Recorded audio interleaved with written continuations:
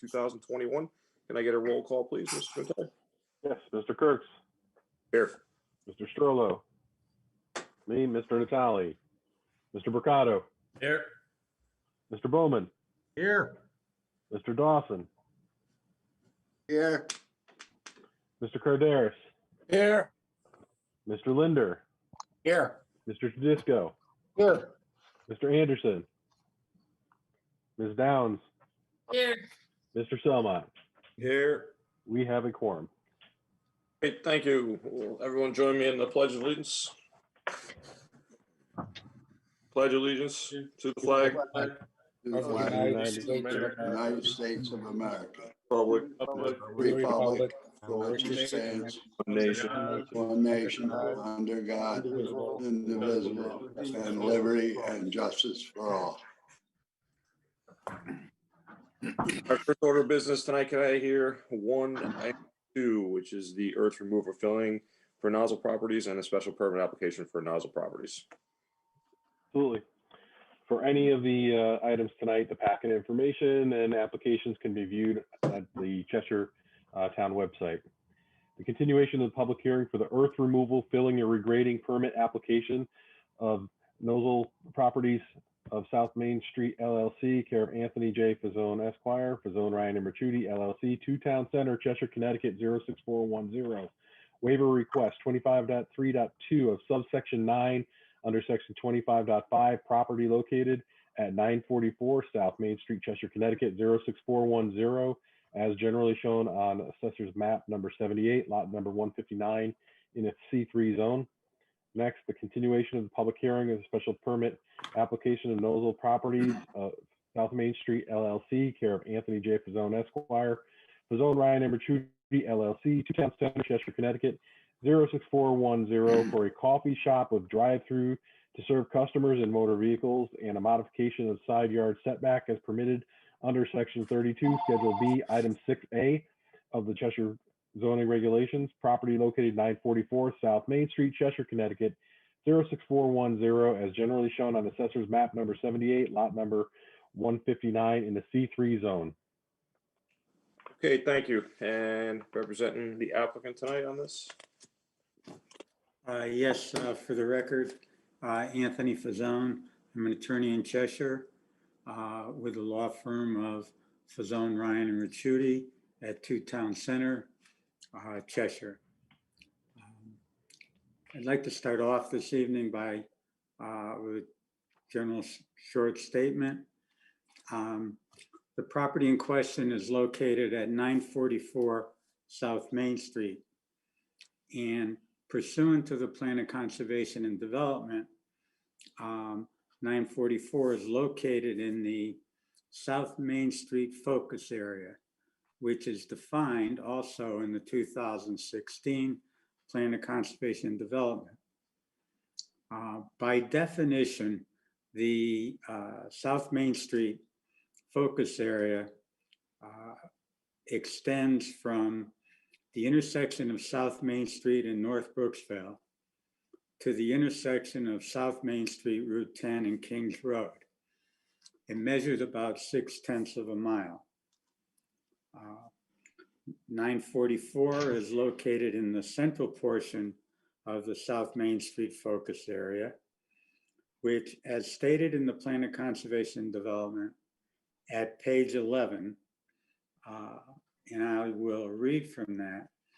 The central portion of this focus area contains many uses that are highway commercial in nature, including 2 community shopping centers, a number of smaller properties that contain a variety of uses, including retail, service, restaurants, a motel, and automotive sale and service.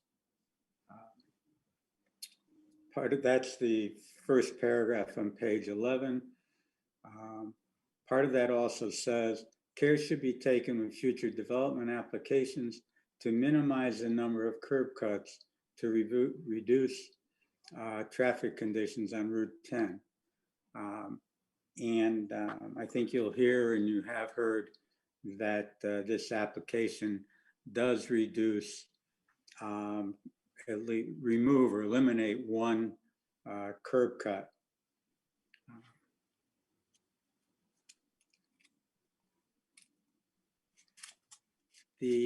What I'd like to do to get the meeting going is to call on the architect, Jeff Wisniewski, he has a presentation to make.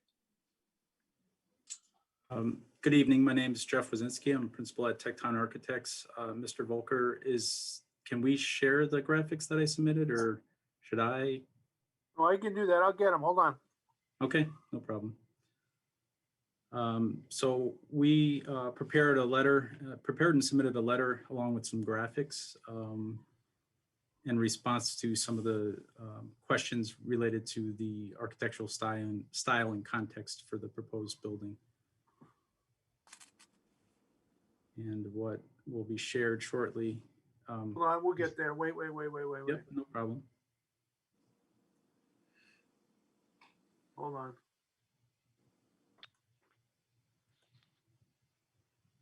I'm in a little trouble here. Hold on. Wait. That's the site plan. Yep, Here we go. Here's your narrative here. perfect. What would you like me to get it to? The photographs? Yeah, Yeah. right. So, okay, yeah, that is the older version, but that's okay. Did you have the version that we submitted? So this is what I afternoon? just got. Wait a minute. Let me see what I got here. Yep. Problem is today we were so scrambling that, hold on, okay? No problem. Sorry. Why don't you talk and I'll get it up, okay? Sure. So we submitted a letter in response to some of the comments. Obviously, we weren't at the previous meeting, so we're the architects for the project. And we were asked to respond to some site context questions and architectural style. So in preparation for our application, we studied basically the South Main Street context. And obviously, there's a varying collection of standalone single-story and I say commercial buildings, larger multi-tenant commercial buildings as well. You know, you have the strip malls, and they clearly have been established and developed over a period of years. So, you know, there's an eclectic assembly of architectural styles, and we believe there's really no consistent theme here. Many of the styles that are in the surrounding context have simple roof lines and have parapets or mansard roofs to hide some of the rooftop mechanical equipment. In some instances, the facades will project up on various different portions of the building to conceal it.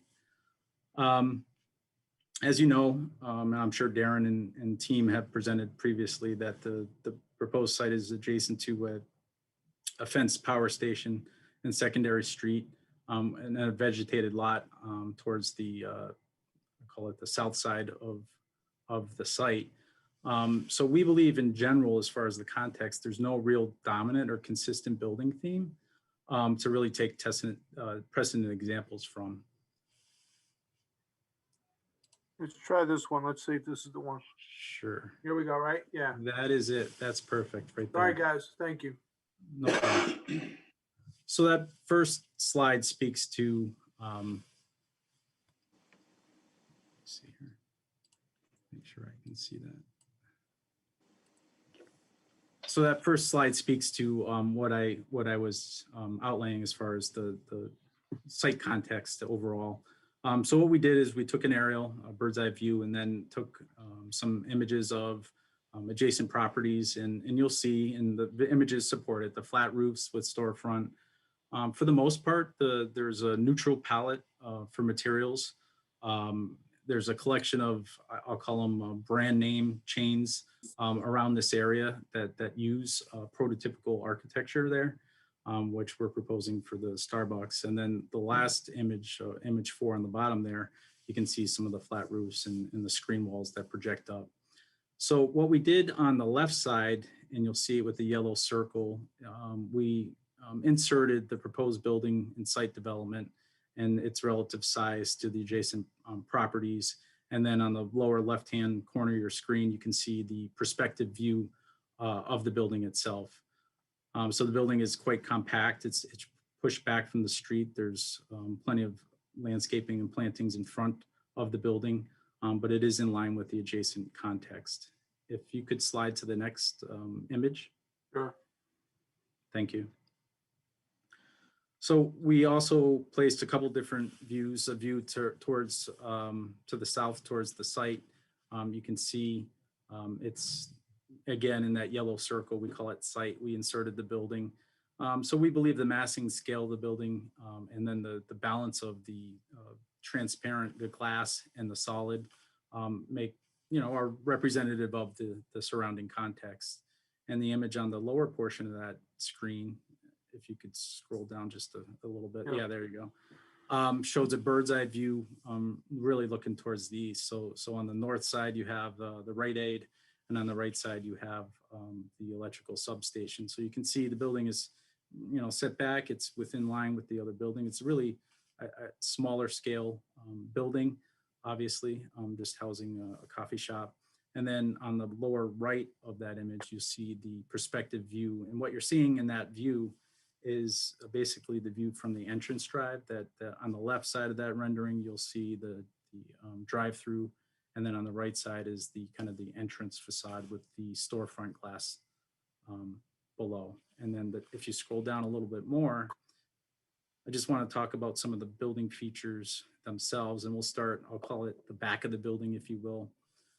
So the building is very compact, tight, and I think that lends itself to obviously a compact and energy efficient building envelope. There's some rooftop mechanical equipment that is completely concealed with the parapet walls extending up along the facade. There's a brick, durable brick base to the building. It's a buff brick, kind of a yellowish tannish brick, kind of, I think, befitting of the surrounding context. That wraps the entire building. So there's really no, I'll call it no back to the building. The materials, the quality of the materials and consistency are wrapped around all four sides of the building. The image that is on the screen now is towards the rear, looking towards the drive-through. There's I'll call it a wraparound canopy. You see it, it's a horizontal canopy shown with the yellow arrow.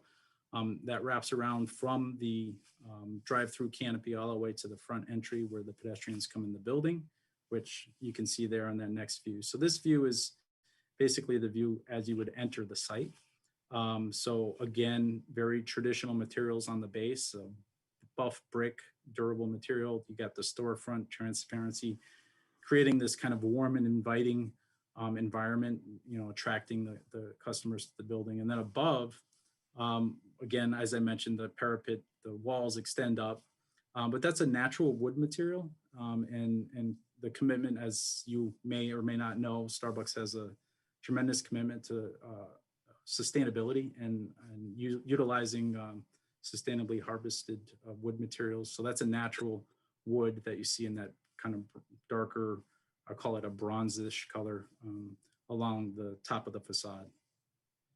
So continuing scrolling down, you'll see, again, the projecting canopy that kind of also offers some protection against the elements, obviously, from rain and snow, especially snow nowadays. But it also provides some solar shading for the glazing as well. So, the design is yes, it is more of a prototypical design, but it's a type that is projected, is really designed specifically for the New England area. Yes, it's more of a, I guess, more of an industrial kind of transitional style, but it contains very durable materials that are known to the region, the brick, the glass, the wood, and is a very durable building envelope that'll really stand the test of time. So there's more detail in the letter that we submitted as far as the overall design. I just want to touch on some of the highlights, but we believe the design, albeit a very simple mass, I think the materials and articulation of the detail really provide a sophisticated building that balances the transparency of the glass and the solid masses around the building itself, and and we believe fits into the surrounding context of this commercial kind of context that was spoken to earlier. So I'm here to answer any questions, but that's what I wanted to go over in a very high level tonight. Thank you. All right, commission members, any questions? Yeah, I have one. Mr. Dawson? Are all these buildings standard, all the same type, or do you have different types of buildings that you put in different towns?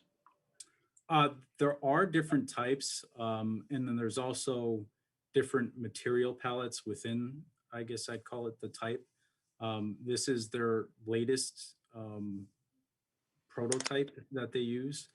And we selected, the material palette that we selected, which was an option for this, was more geared towards I guess I call it the New England vernacular, which is that brick and wood and kind of steel detailing. So yes, there is a difference between various different regions where they put these things throughout the country and I guess the world, and this one is more specific to the New England Northeast area.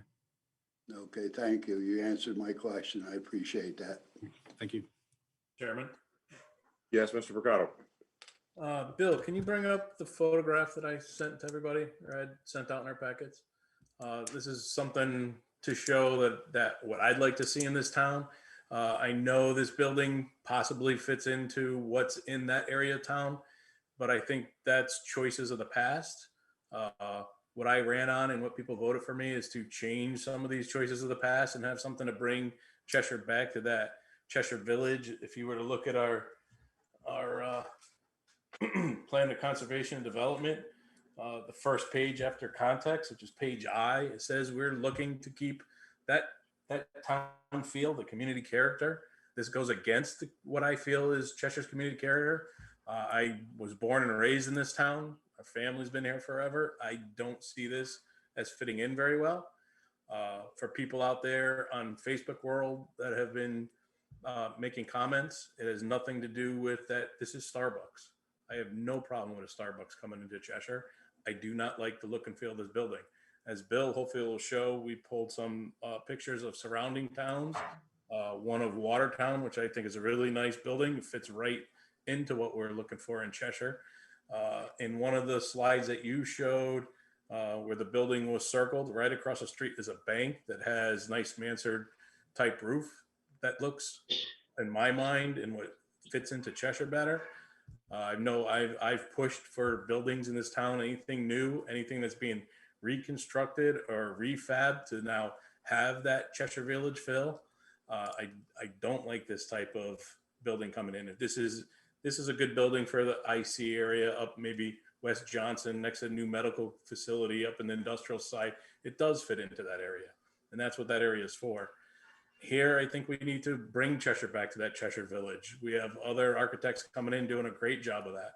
I'm hoping Jerry and the town and Bill, when they talk to developers coming in, let them know this is what we're looking for. What we want to see is buildings like what Bill's trying to bring up now.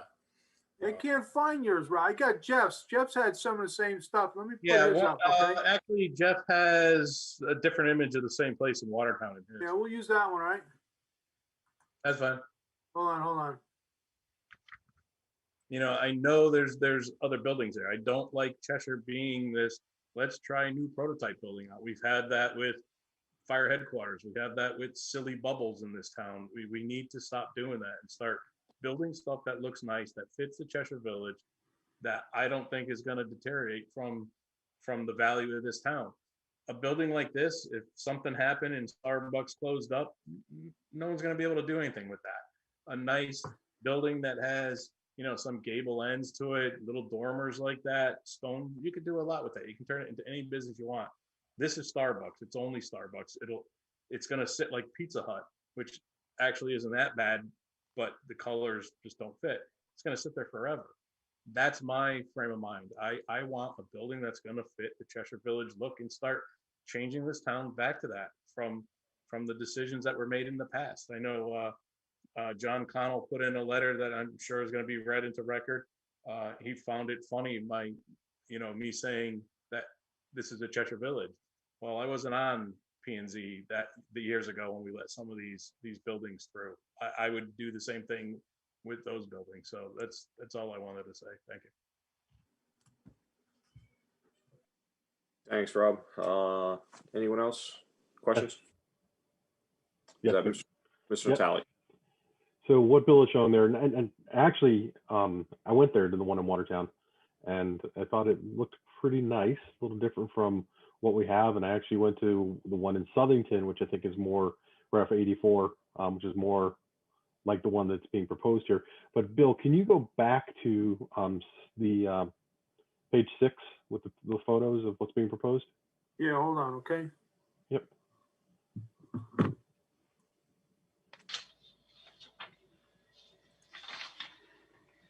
And I'll go on the record too. I like Starbucks. I think Starbucks would be a good fit for Cheshire. But when I was looking at these photos, The stuff you want? yeah, just go down to the last set of photos. Okay. Okay, so I see on here it says, artist rendering of proposed building site may vary. So is this, if this gets approved, is this exactly what we're going to see in Cheshire? Is this exact design with the wood on top, with the brick that you described, with the awning? Is this the building that you're proposing? No changes? Yes. So, yeah, yes, I can answer that. Yes, the materials that are shown and I described is what you're getting. The only reason why I put that there is because there's some modifications to the site as far as plantings and travel lanes that I didn't adjust in this rendering. Okay. And going back to what Mr. Mercado was saying, and the pictures that were shown there, why this one for Cheshire versus some of the other ones in those other photos that are in other towns in Connecticut? If this is the prototype for New England, those buildings are also in New England and in Connecticut. Jeff, can I answer this one? Yeah, absolutely. Yeah. My name's Joe Nozzle Properties. But I'll answer your question first, Mr. Lee. So this is a prototype, and the palette that we've selected is a more durable, high-end palette than what you see in Watertown and some of the other towns. I mean, we've elected, to go with the high-end Akoya siding that has, a 50-year minimum warranty on it, which is a natural wood look to give you, that wood look. And it also happens underneath that canopy that wraps around the building, but it also gives us the durable New England type of product that we need, through the winters, the summers, the springs. I've chosen, I've challenged my design team to put a package together that's going to be durable, that's, going to stick up with the weather, also fit into the architectural context, which we feel does in that area, and, is energy efficient. That's what our team put together here. We feel that it's warming, it's inviting, it has a lot of different features to it. Mr. Nozzle, can I ask you a question? Looking at these pictures that Mr. Natale said, and I don't know if you know the answer, or someone doesn't know the answer. Were these existing buildings that Starbucks went into, or do you know if these were built for and by Starbucks? I know Watertown is a new building.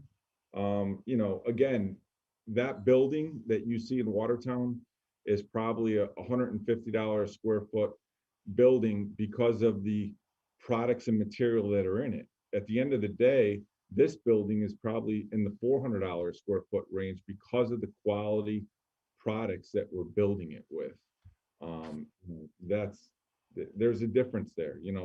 You're looking at, your mechanical system that's concealed on the roof versus, mechanical systems that are sitting outside the building, behind the building.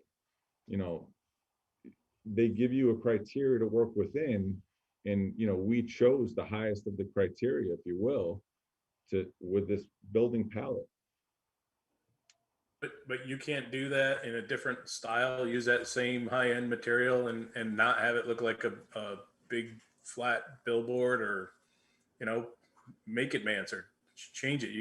There's plenty of buildings in Cheshire that are flat roof that has facades on it that look nice and fit the town. This is the design and layout and feel that we are trying to fit in with that area of town that we feel confident with. I mean, I've been in town, you know, been living in this town 20 years. I have a child in the school system, been building in this town for 25 years. I mean, I'm invested in this town. I brought my business to this town 4 years ago, consolidated from Farmington and Durham and brought it to this town. And you know, I'm invested here, and we truly feel with our design team, myself and Starbucks, that this is the right look and the right fit for that area. Mr. Chairman, Yes, Mr. Linder. what I'm holding up is Rob's picture. Rob, this is your picture, correct? Hold on. That's it. So this is Watertown, I believe.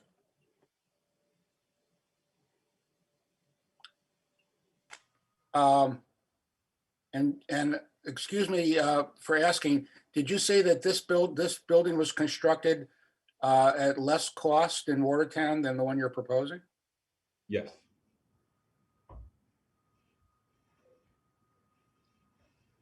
Okay.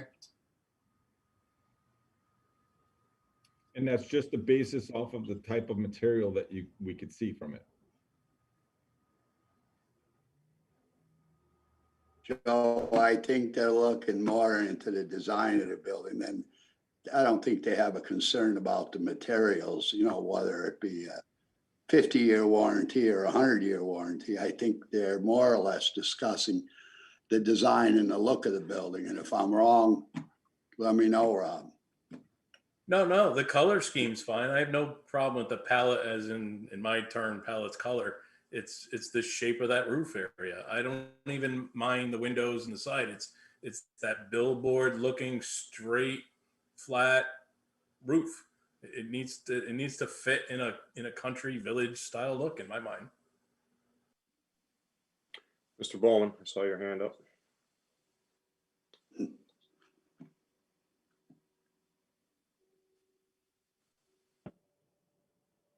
I too have lived in this town for a couple of years.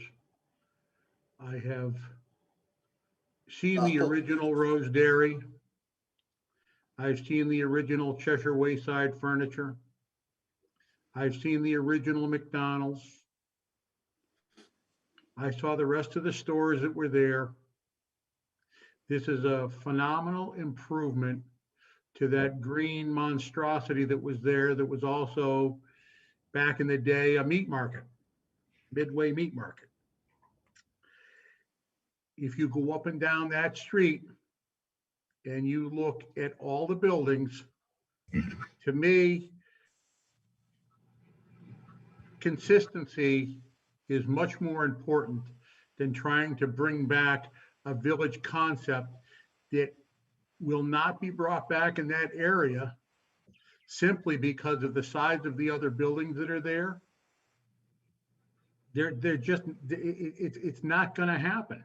You know, maybe that's something for West Main Street, but I find it more important to have something that's consistent with the rest of the landscape or streetscape or facades that are there. And, you know, whether it be, you know, across the street with, you know, the Y, and the bank is great, except the bank is older and I don't know how much longer they're going to be there. And then they're going to find another use for it, and that building will be coming down. I think that most people that are in the commercial real estate understand that usually 30 to 40 years is the life expectancy of a building before times have changed. And certainly when the first food basket was built where the Y is, it was state of the art. Well, that building is there. They changed the facade and they brought it into what's there, the CVS, the you know, that replaced, you know, the Green Dolphin. That replaced McPhee's Auto Body. I mean, these places are all gone. Academy Ford, which was there before Dowling Ford was, that's gone. Those it's gone. We need consistency. To have us put a colonial building up with the structures that were there, I don't feel that that would fit into the streetscape that's there. I'm sorry to disagree with you, Rob, but yeah, we had a discussion about the firehouse. That was a debacle. There's many debacles in Cheshire, but to take a tiny building like Mr. Nozzle is proposing and try to put what some people feel is their design to it, it'd be like me going to your house, Rob, and saying, hey, you can't paint your house gray, you can only paint your house white. We have to look at the property rights of some of these individuals too. Thank you, Mr. Okay, thanks, Mr. Bowman. Mr. Natale. I just wanted to say when we met at the last meeting, the artist renderings, the pictures that we had were really not too clear. They were blurry. They were looked like they were photocopies of photocopies. So since then, as I said, I went to a couple other Starbucks, looked and submitted those photos. I will say that I'm more inclined, sorry, Rob, too, I'm more inclined to agree with Mr. Bowman for that area. There are buildings of all types down there. To get the village feel, the village look that some folks in town would like to have, you're talking 50, 60 years, maybe, before some of these buildings are not used anymore. And then they come for another approval to put up another building. So bottom line, I tend to lean towards more of what Mr. Bowman was saying. So thanks, Matt. Thanks, Mr. Natale. Any other questions? Yes. Commission members? Yes. Mr. Kaderis, is that it? Yes. Okay. Looking at the building that's put up, it seems to be architecturally interesting, but that's not for me to decide. There's an application in front of us. It appears to meet the standards of what we required. I see nothing in this application that is either in conflict with the plan of development or our regulations. And it's not I don't feel it's our place as commission members to tell the developer what they have to develop, as long as they're doing it within our regulations. I think the matter should be decided based on the information put in front of us in their application, and not what we would think or we would like to see. Okay, thank you. Any other commission members with questions? Okay, Mr. Pizzone, did you have more to talk about other than the architecture? Yes, we do. Okay. Dave Sullivan is present. He gave his report on traffic situation there. And he's on board to discuss a couple of issues that have been raised. Okay. Good evening again, Dave Sullivan from SLR. There are a couple of things I'll touch on. The first is I received a copy of an email that had 3 or 4 comments on it that I'd like to address. The first comment essentially was positive, talking about the closure of the one of the driveways, which is a positive, and certainly we agree with that. Comment 2, and again, this email was, I believe, from Sylvia Nichols, and it was dated January 26th for context. The second comment talked about some suggestions for site plan changes, and I think the most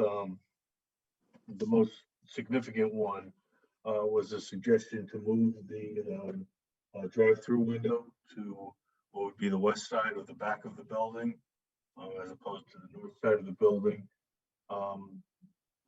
We disagree with that. But we looked at a number of options. Our goal here was to, number 1, maximize the queuing distance, and number 2, ensure that we had safe, logical traffic flow through the site. We think we've achieved that. in everything we did. As kind of an offshoot of that, there were some questions about how that might improve operations, and we don't necessarily agree with that either. I talked about last meeting. We feel the driveway is well designed. The level of service will be good. We don't see a frequency of queuing that might interact negatively with the driveway exit from the drive-through.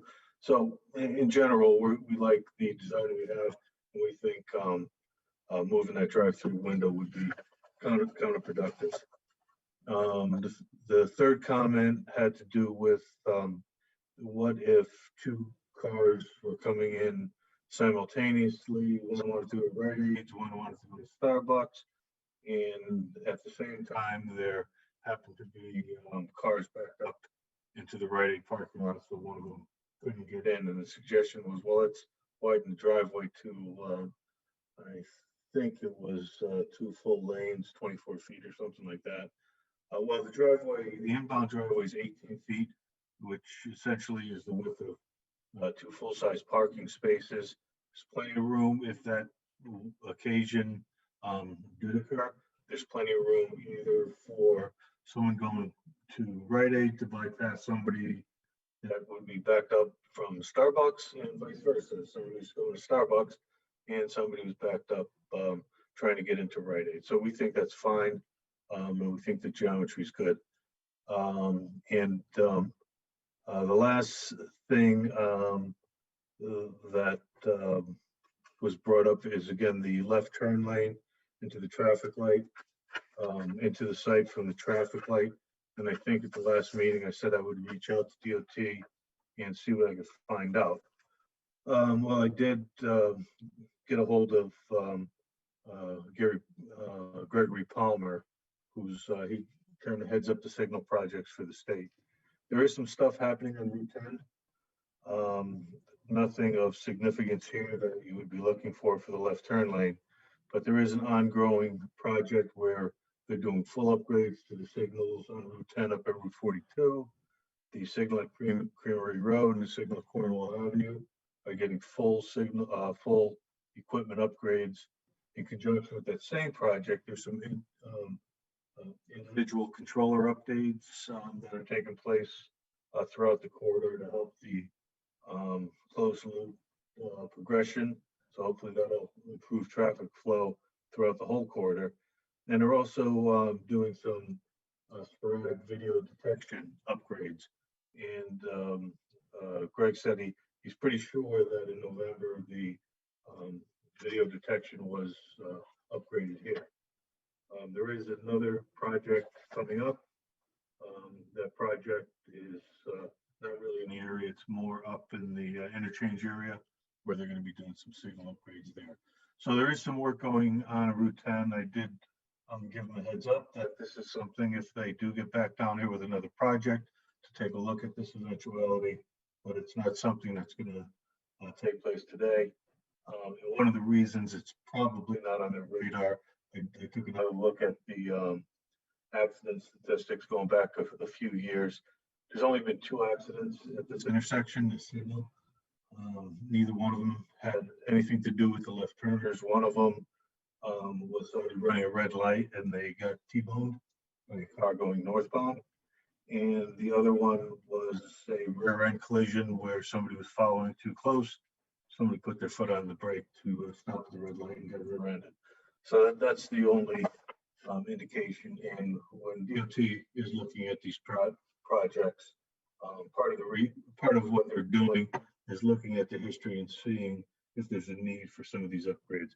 But at this point, there's nothing happening there by the state, but it is on their radar just by my inquiry to them. So that's all I have for today. Mr. Sullivan, when you asked the DOT about a certain light like that left-hand turn into the left-hand arrow, you said it's on their radar. I mean, do they give you like a response to the question, or like Well, yes, looking at, or just it's on the radar? it's, I don't want to read too much into it's on the radar. And that's why I caveated it with, there's different ways it can get on their radar. And the person I'm speaking to is in the design. So projects are already established. To get to that stage, something has been looked at and they've identified a need. The need could be as simple as the equipment is very old, or the need could be as specific as there's a safety issue there.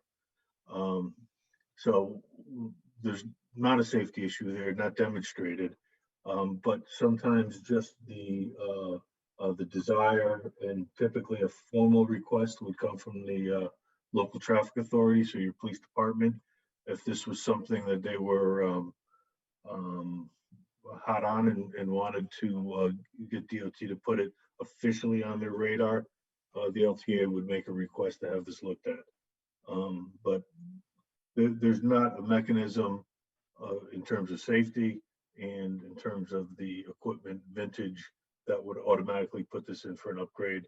When I said it's on the radar, I guess just saying that I spoke to them about it, so they know that this is something that was discussed in the town. That's all. Nothing more official than that. Okay. Commission members, any questions? Aaron? Yeah, I have a question. Ms. Downs?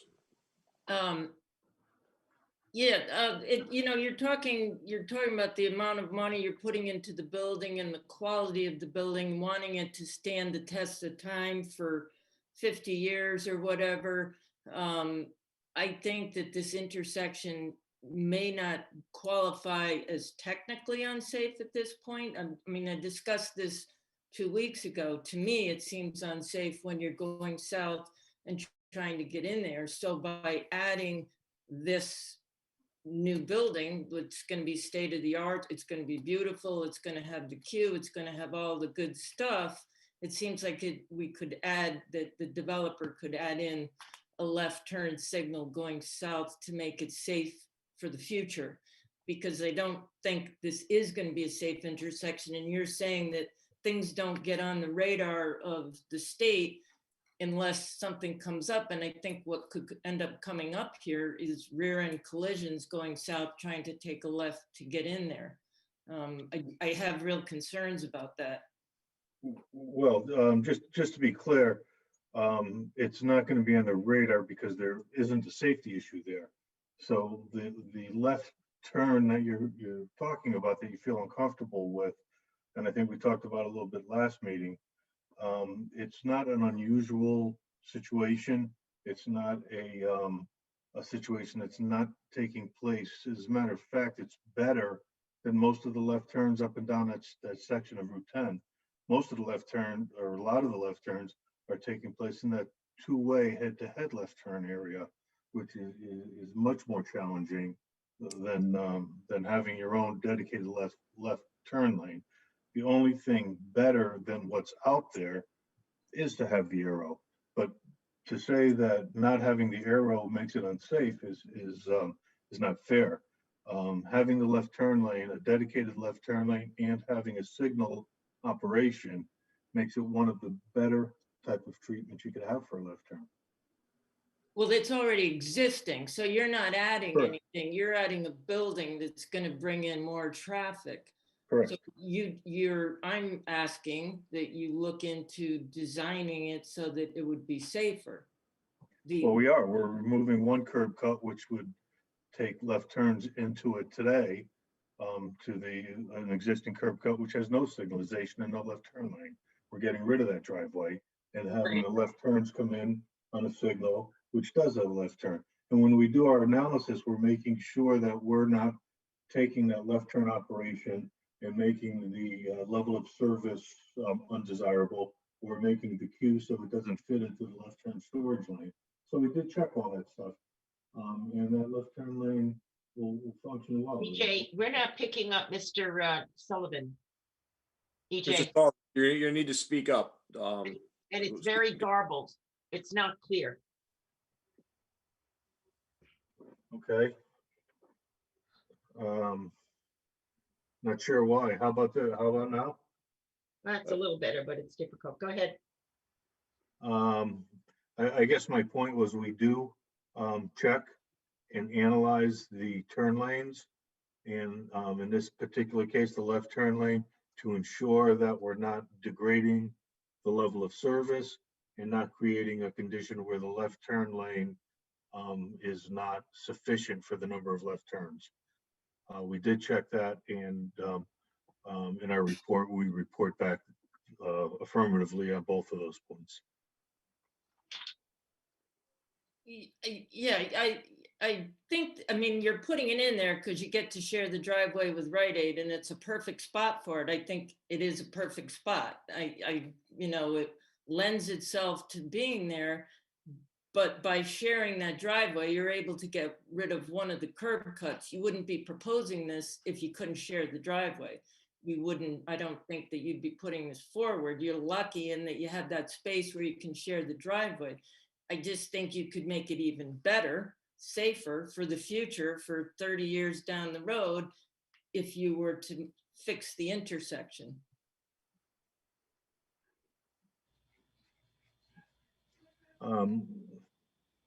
Again, I can just reiterate, when you say things like fix, you're assuming it's broken, and it's not broken. And if we didn't have the traffic signal there, it would have been a completely different analysis. We have many sites, many on Route 10 that we've done where we don't have the luxury of a traffic light, where we've had to find the best way to provide access to these sites. Sometimes it is an unsignalized left turn. Sometimes it's a turn restriction where we don't allow left turns in or out. So there's all different types of treatments, and everything is unique. Here we're lucky. We have a functioning traffic light with excess capacity that can be shared for our site. So in many respects, it's a no-brainer to close that driveway and have all the traffic exit here. Right, that's what I'm saying. I think you've got the perfect spot. I just think it needs one more upgrade. Can I just jump in for a sec? Real quick question. Mr. Sullivan, if you wanted to put a arrow into that property, is it your decision or is it the DOT that has to make the decision on that? We would make an application to DOT, and they would determine whether they thought it was warranted. When you put a left turn arrow, and we haven't got into much of this, but when you put that left turn arrow, you're taking time away from the northbound traffic. So when you have a green arrow going into this driveway, you can't let the northbound through traffic go. So one of the reasons when they put dedicated left turn lanes in, they have to consider the capacity they're taking away. So the left turn lane into the shopping center, the southbound traffic has to stop and wait for that left turn. So unless there's a problem with that left turn, they're probably, in many cases, they're not going to want the exclusive left turn lane. But again, we would ask them if but it's their decision. It's their decision whether, yeah. And you did ask already. Now it's their decision when they come back to us to say, yes, this is needed, or yes, it's not needed. I mean, that's the way it was in the past. I mean, I don't think you can just come out and say, okay, we'll do it. I think it's a question of whether the DOT wants to put it in there. So, correct. And you have said that you have gone to the DOT and told them about the idea, and I guess it's in their hands. Right. They have some projects ongoing, and this is not one that they've have considered. Okay, sorry, Mrs. Down. I just wanted to jump in with that point. No, that's fine. It's just, I guess it would be on my wish list. All right, then we'd all like to see it there, but ultimately, I think the DOT's decision whether it goes in there or not. So that's the point I was trying to make. Do you have anything further to? No, that's fine. Thank you. You're welcome. I think I heard someone else was that had a question. Mr. Ricardo.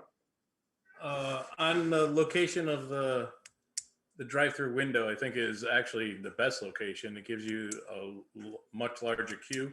You're also really close to that crosswalk where you're going to look up, you're going to see people walking across.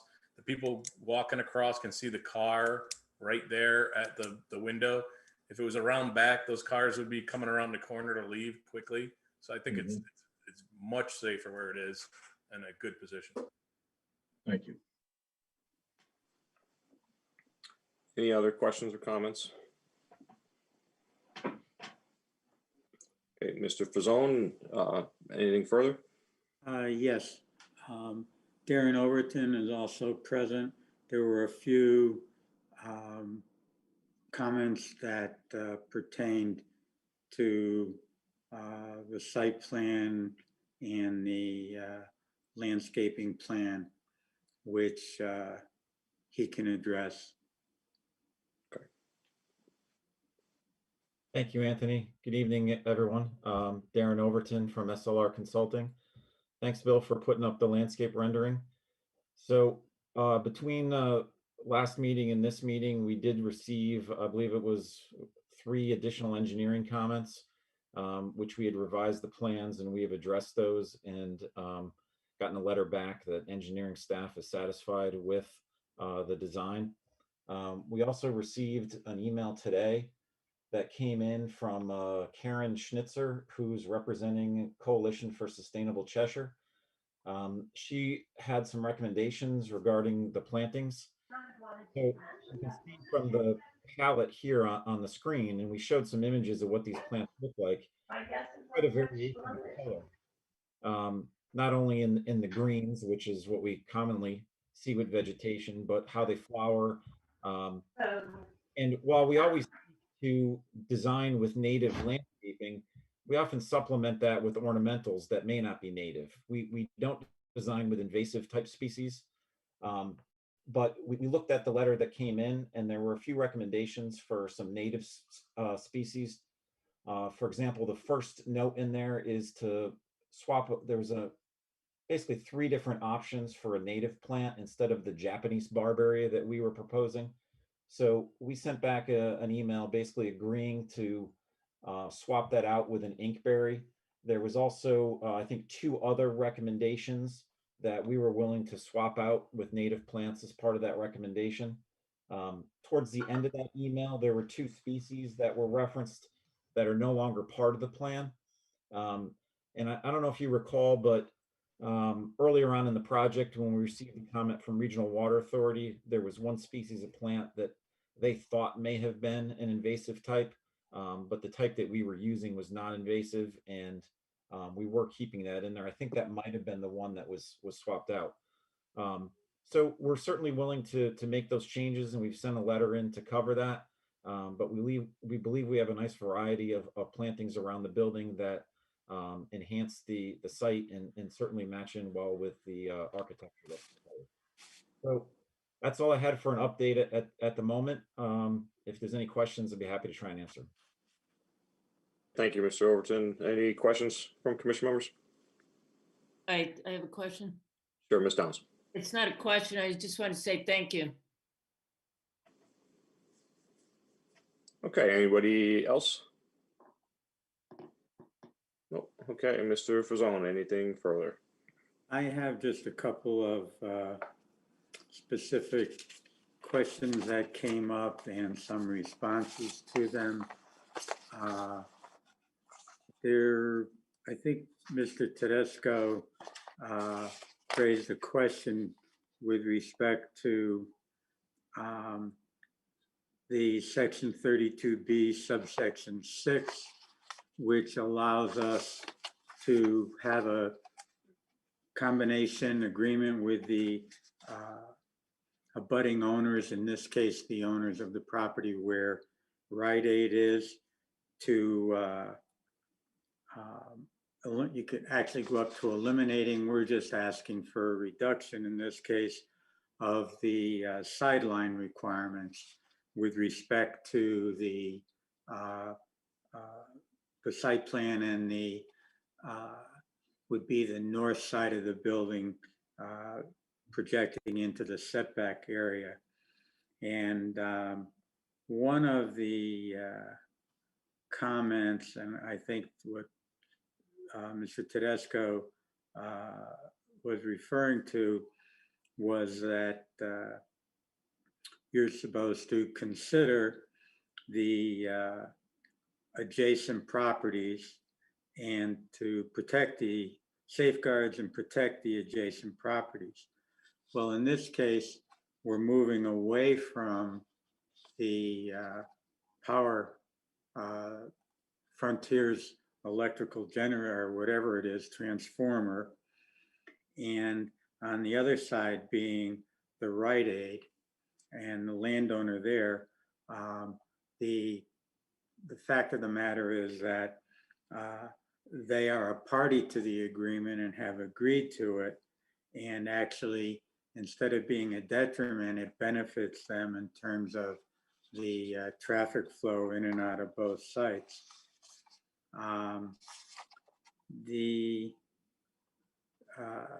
Under section 40, the special permit section, there's a couple of provisions.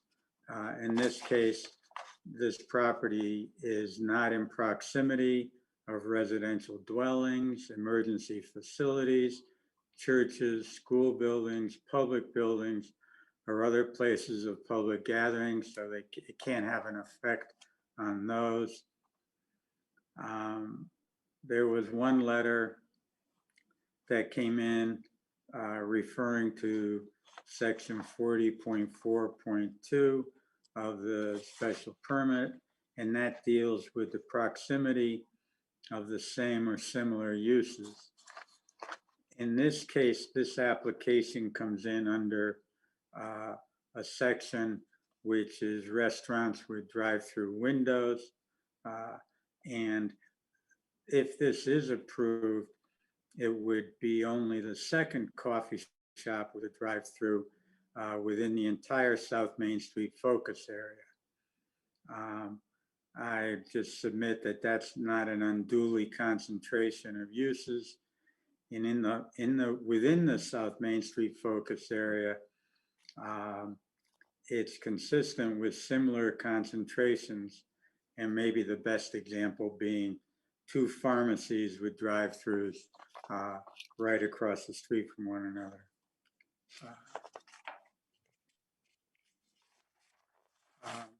And to Mr. Bricato's point, looking through the plan of conservation development, the West Main Street focus area specifically refers to the village and village concept.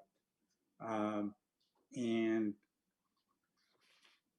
that is, and I don't know if it was intentional, but within the South Main Street focus area, there is no mention of village, and there is mention that there be a context to the type of architecture that's used. And that's it for our. Okay, thank you. Commission members, any more questions or comments?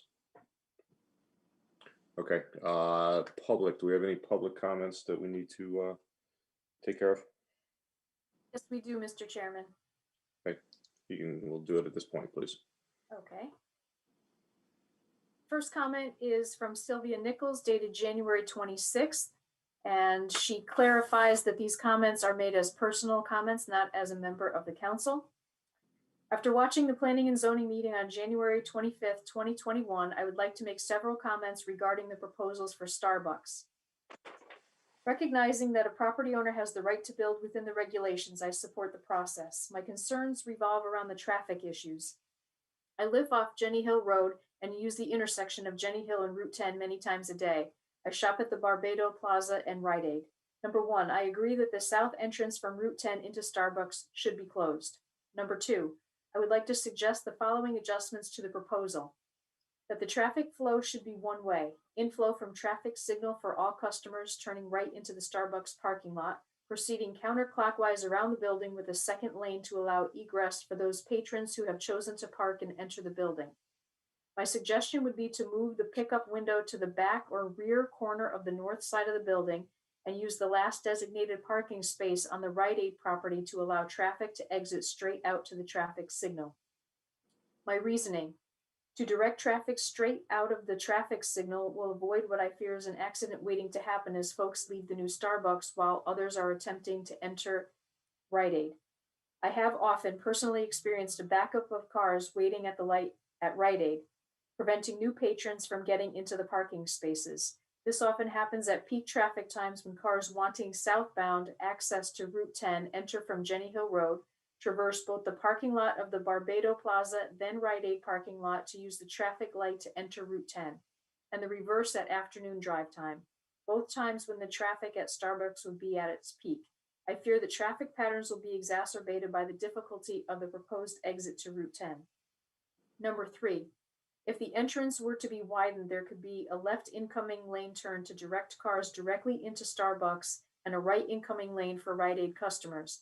By reducing the size of the median and taking some footage from the right and left property on Route 10, that entrance could be widened with very little disruption to make it much more accessible for emergency vehicles and much easier for patrons of both businesses.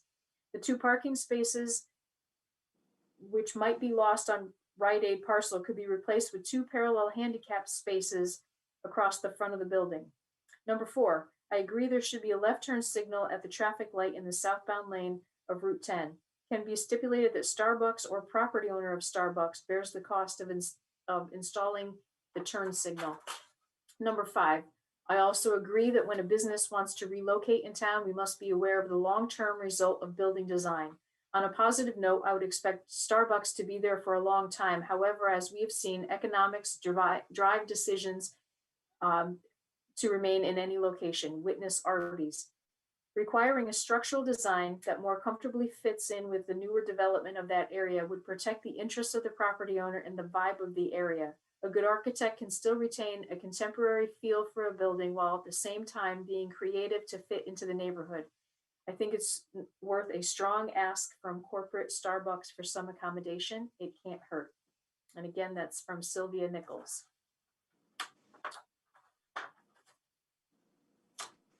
An email sent from Donald Ciampi, dated January 29th, 2021, to the Planning and Zoning Board.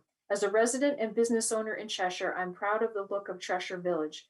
I was asked by the Commission several years ago to change our business expansion renderings when we were seeking approval for our business at 2278 Waterbury Road. We were told to make sure the building and the landscaped grounds had the look and feel of a Cheshire Village. In reviewing Starbucks renderings, it looks like this belongs in any major city. Like Commissioner Brucato stated, I have seen many Starbucks in Avon, Fairfield, West Hartford, and other chains which look and represent the community they are located, very quaint and charming, which is very different than the current renderings from the Starbucks applicant.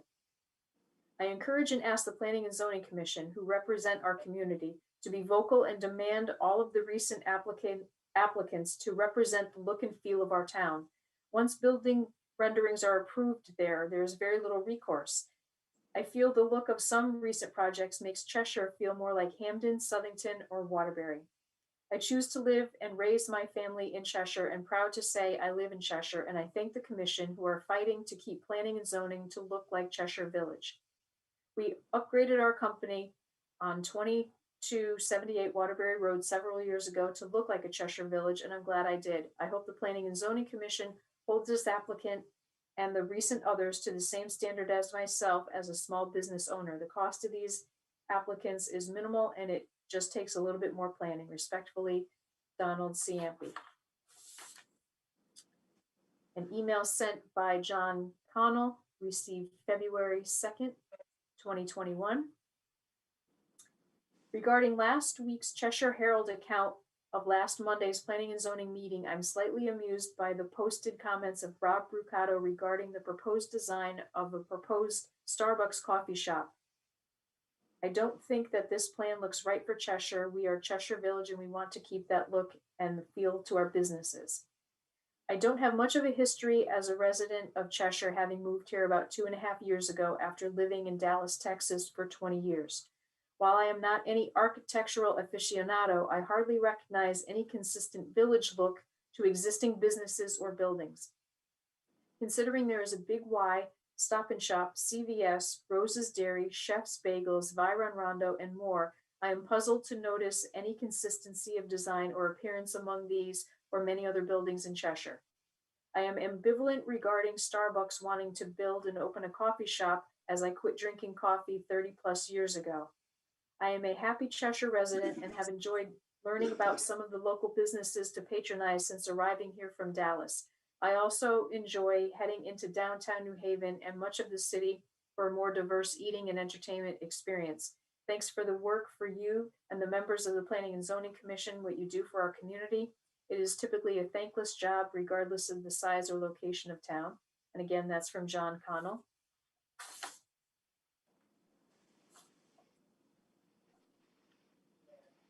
Next is a letter that was received dated February 5th. It is unsigned.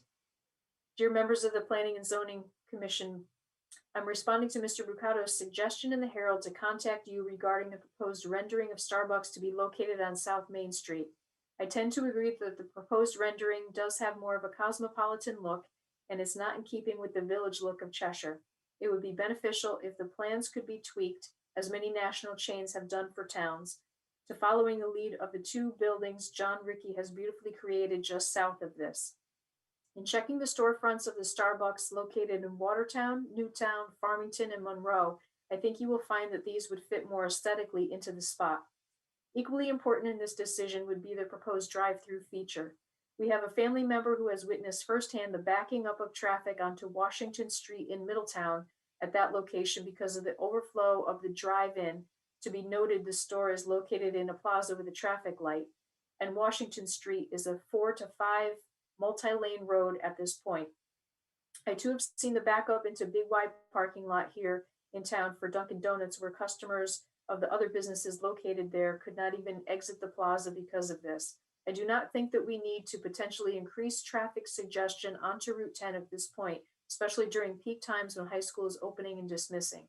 Thank you for letting me throw my 2 cents and for your time and dedication to serving the town in which we have proudly called home for 39 years. And again, that is unsigned. Next email is from Karen Schnitzer, and it was received February 8th, 2021. Dear Planning and Zoning Commission, the Coalition for a Sustainable Cheshire has followed the proposed site plan for Starbucks on South Main Street, and we would like to express our concern for a number of non-native and invasive plants that are included. Birds and butterflies and other pollinator and insect populations have been decimated in the last few decades. North America lost 3 billion birds since 1970. That is nearly 1/3 of the population of birds. For birds to thrive, they need insects. As insect populations plummet, so go birds, and this cycle is fundamentally shaped by the native plants available to insects and birds. To halt and reverse these trends, all of us, from individuals to large corporations, must plant with native plants. Additionally, the building's proximity to the Mill River, an important water body that serves hundreds of thousands of drinking water and drains into Long Island Sound, needs to be protected. Native plantings on this site have the potential to support and enrich the local ecosystem. We respectfully request that further thought be given to the planting choices. To assist, we've provided a list of attractive plants native to Connecticut. In closing, please know that native landscaping, even around a small building, can make a positive difference for birds and pollinators, and we hope you choose to do so enthusiastically and become a leader in support of native plantings in Cheshire. Sincerely, Karen Schnitzer. And as Darren Overton had made reference, there is an attached list of species. Email received from Sandra Molkenberg, dated February 8th, 2021. Hello, my name is Sandra Molkenberg. I'm a resident of Cheshire. This is the first time I've written regarding any planned development in town. The rendering Starbucks has planned for town is terrible. We have seen new buildings in town be built to have an aesthetic that mimics the looks of homes. Hartford Medical Building, Rickey Construction. Why doesn't Starbucks reflect that aesthetic? The building looks like it belongs in Meriden or Wallingford. Those buildings are on 4-lane roadways. Cheshire deserves better from a chain like Starbucks. Starbucks is going to cause a lot of businesses and mom and pop coffee shops to go out of business. So much progress has been made to improve the look of our town. Please don't take a giant step back and allow this type of structure to be built. Thank you for your time, Sandra Mulkenberg. Now, an email from Michael Mulkenberg, dated February 8th, 2021, to whom it may concern. It was disappointing to see the architectural rendering of the proposed Starbucks on South Main Street. Based on recent new construction, I was under the impression that new buildings on South Main Street are supposed to conform to standards that dictate structures have pitched roofs similar to homes. The facility in the renderings look too industrial for Cheshire's Main Street. It actually reminds me of a building one would see on a busy 4-lane road such as North Colony Road in Wallingford or Meriden. I also fear that an additional national coffee chain in Cheshire will take business away from the local mom and pop coffee shops, which already have to compete with 3 Dunkin' Donut locations in town. And that is from Michael Mulkenberg. And that is it for public comments. Welcome to America.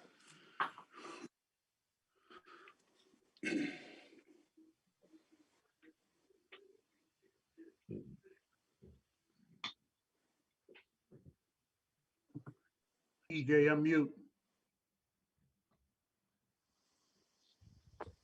Sorry about that. Okay, we plan on closing the public hearing tonight. Is there any more from the applicant or any more questions or comments from any of our commission members?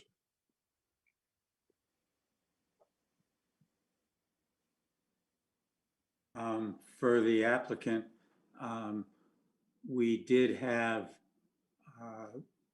Sylvia Nichols' comments and the comments about native species. I think you do have a response from Mylona McBroom, as Darren Overton has indicated, with some agreement to go along with the different types of plantings. Dave Sullivan, still here. I don't think he would have, but he may have follow-up comments with respect to the traffic patterns. But as I mentioned, he did have the benefit of having Sylvia Nichols' letter and included, he's responded to most of those questions in his opinion, both tonight and in his report. So I would just ask Darren or Dave if they have anything further to offer. Anthony, I do not. I think you summarized it well. Nothing further.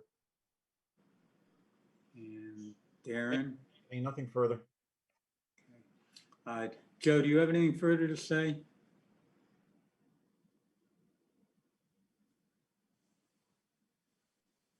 I think he shook his head no. He shook his head no.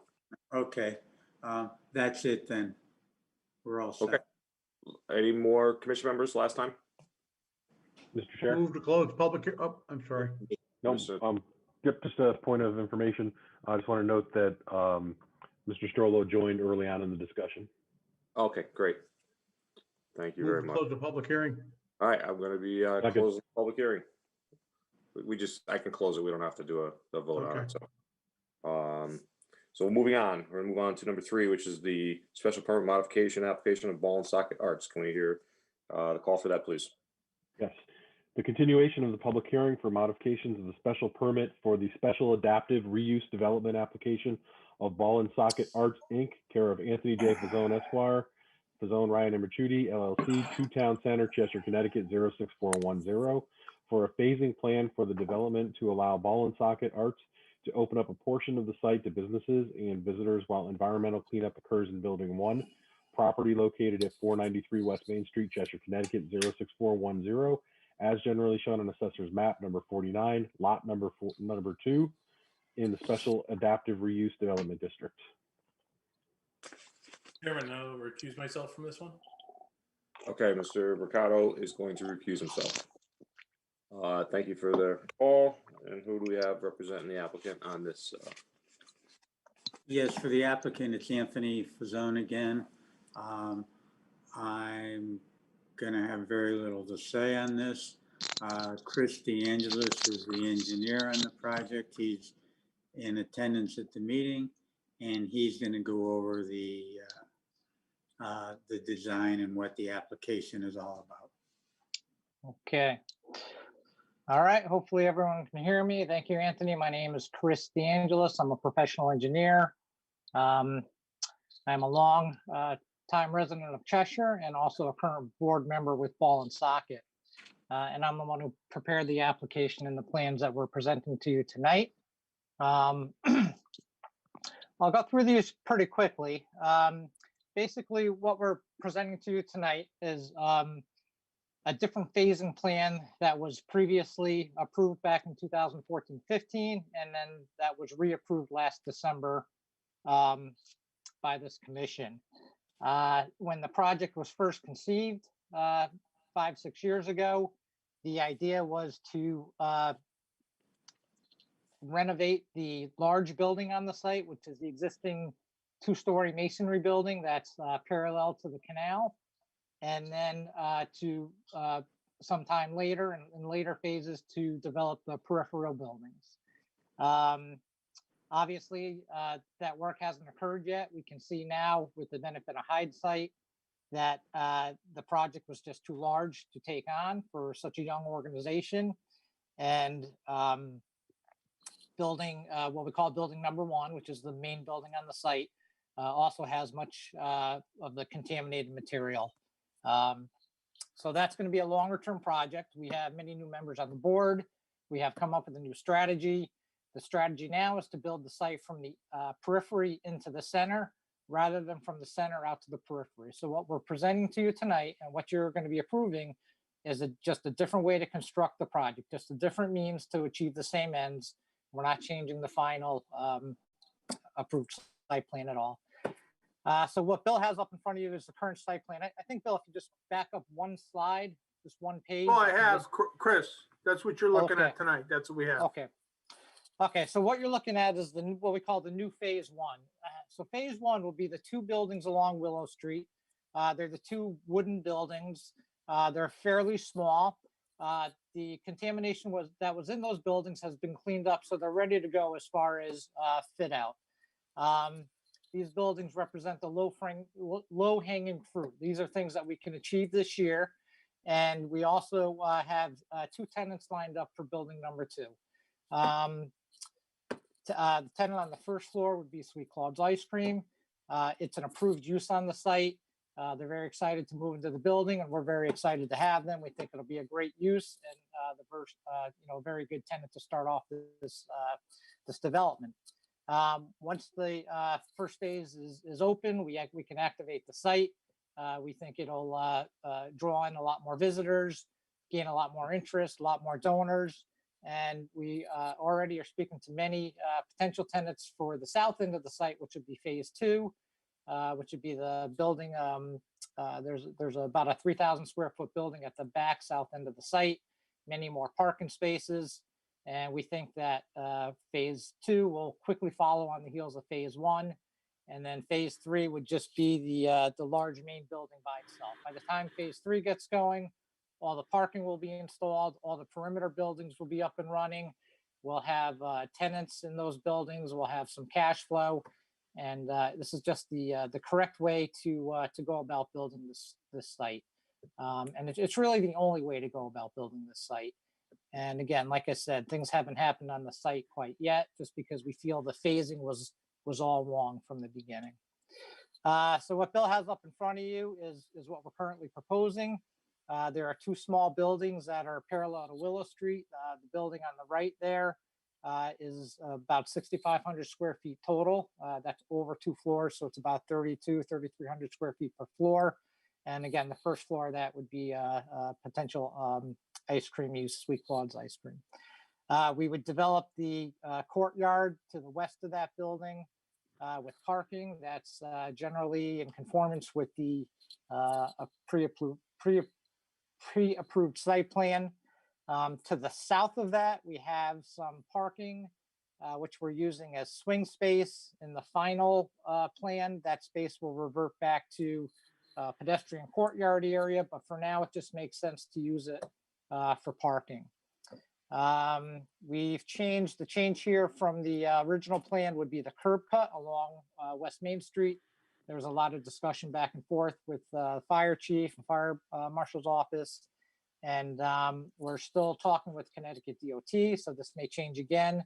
But we feel what's presented in the current plan to you in front of you is a likely scenario that seems to meet the, seems to be satisfactory to the town fire chief. Mr. Chairman, if I may, Chris, just let me for a minute, just so the commission knows, this is the plan that you were recalled the last meeting. We said the fire department had some comments about this. And this is the revision that we've come up with. And I'd like to read the fire department's comments into the record, Chris, since you just mentioned them. Sure. With respect to this, which I think were the keys to the whole thing. The phasing plan to us is really, it's not an issue. The issue really is the revisions to the parking area and the access to West Main Street, which is what the fire department's major concern was. But let me just read we did have 2 meetings with the fire department, very constructive. And I had conversations with both the fire chief and the fire marshal today, and they're satisfied, as I did also with the police department. Everybody is very satisfied, but I'd like to formally read their comments into the record. Dated February 8, 2021 from Jack Kasner and Mike Kozlowski.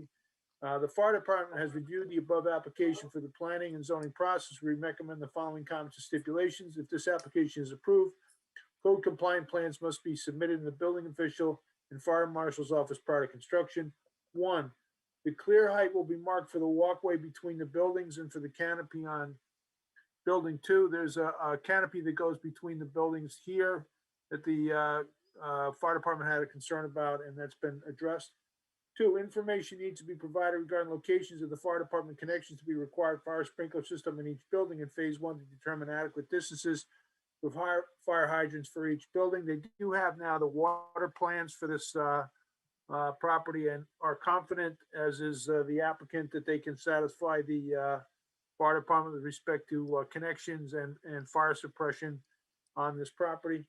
3, emergency vehicle access from West Main Street is critical to developing the site. While we believe that the West Main portion of the site should be serviced by a full function entrance and exit on West Main Street, this latest proposal with an entrance and a right turn only exit is an improvement and is satisfactory. You'll notice here, the right turn out has been provided. The previous phasing plan was originally submitted, didn't have that. Had entry only in coming from West Main Street, and that was their concern, and they're satisfied. Means of separating the site via gates or vehicle barriers will need separate approval from the police and fire chief or their designee. And 5, each building will need to have a fire department approved emergency key box installed and maintained prior to being occupied. Those are their comments, Mr. Chairman. As I said, they are familiar with this plan and have no issues with respect to public safety outstanding, nor does the Cheshire Police Department. Sorry, Chris, take it away. No, that's it. Bill, I think you hit it all. Like you said, it's been well vetted through the different departments in town. This is not a change to the final design. It's simply just a different path that we're taking to get there. The only thing that's different is that parking area between buildings 2 and 3, but that is a temporary condition. Like I said, we're using that for swing space. When the building is fully built out, that will revert back to a courtyard area as in the original plan. Generally, that's it. We're excited to get the project off the ground this year. We still have a lot of work to do, but we're hoping for to at least knock this one pin down, and then we'll go on to the next one. We still got some more work to do, like I said, before we get going. Okay, thank you. Commission members, questions for Mr. DeAngelis? No, nobody. Guess you did a pretty good presentation. We got no questions. It looks good to me. I'm glad to see you guys are moving forward. Mr. Kurtz, Yes. Kurtz, just simply for the record, we did get wetlands approval in the interim between the 2 public hearings. So that should be noted for the record. And if Chris is done, I don't have anything to add. Okay, great. Suzanne, any comments from the public? Yes. Okay, hear those now? Okay. We have an email from the Cheshire Historical Society dated February 5th, 2021.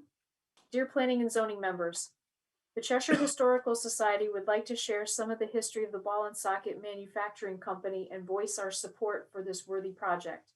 We need to go back 171 years to 1850 when a charter was granted to the Cheshire Manufacturing Company to be built next to the Farmington Canal. According to the 1934 book published for the Cheshire celebration, this was a $43,000 project. The company made fancy dress buttons, including buttons used on military clothing in the Civil War. In 1900, the Cheshire Manufacturing Company merged with the Ball and Socket Fastener Company and became the Ball and Socket Manufacturing Company with a capital stock of $150,000. The product line expanded from their fancy buttons to include snap fasteners for gloves and ladies' dresses. The Historical Society Museum has many artifacts from the Ball and Socket Manufacturing Company. We have thousands of beautifully made buttons as well as sales cards displaying the snap fasteners. We have photographs of employees, of company outings, newspaper clippings, ledger books, and business cards. And who knew they made more than just a few buttons? Our collection includes pens and metal cases, ashtrays, decorative discs, paperweights, belt buckles, doll furniture, and Christmas decorations. We even have some of the original light fixtures from the factory floor. In the past months, the daughter of the former employee sent us a holiday wreath that her mother had made, constructed with surplus of buttons that she found on the factory floor. The Ball and Socket Manufacturing Company was part of so many households even 50 years ago. Our longstanding director, Lois Van Almkirk of Weiss Road, said her brother Warren Van Almkirk worked at Ball and Socket, recalling how much he enjoyed working at this company. Jesse Durand, one of the Durand family vaudeville entertainers whose home was on the site of the new town hall addition, was also employed at Ball and Socket. Durand family book by Sterling Jewett captures some of her career in the bookkeeping department at Ball and Socket. Anyone of a certain age in Cheshire certainly can remember a relative or friend who worked at this company. A company that has such an impact on our Cheshire community for such a long period of time needs to be honored, preserved, and once again become a vibrant center in our town. The Cheshire Historical Society applauds the renovation and plans for the Ball and Socket Arts Center. We look forward to a time when this arts center draws people from all around us. We hope to see television stations such as Fox 61 put the Ball and Socket Arts Center on their Connecticut bucket list or equivalent listing of must-see places to visit in Connecticut, in New England overall, and we hope nationally. We are especially impressed with the group's efforts to preserve history. One of its principals, Ayana Samoji, is our society's assistant curator, and we value her input and expertise. We suspect the Ball and Socket Arts Committee is making a significant mark in our local history now that as they go forward with their plans.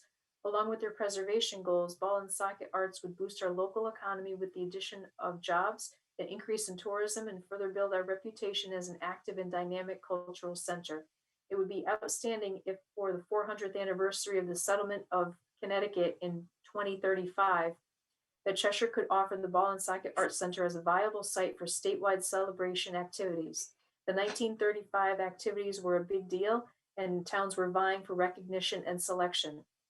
Let's get this up and running so we have something impressive to offer for Cheshire's next big milestone. We ask the Planning and Zoning Commissioners do everything possible to guide and support this worthy cause. And this is signed Diane Calabro, President and Board of Directors, Cheshire Historical Society.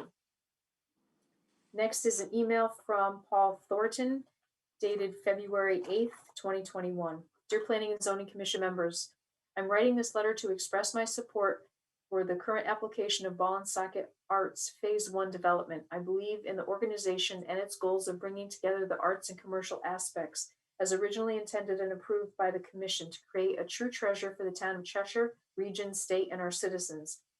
Ball and Socket Arts is a unique and special site deserving of rehabilitation and restoration so that it can be brought back to life as a community asset. It will serve as a town hub for the arts, providing educational and performance opportunities, and it will be an anchor of a revitalized West Main Street. The first phase is a practical one, and one that will bring local business to the site as well as excitement.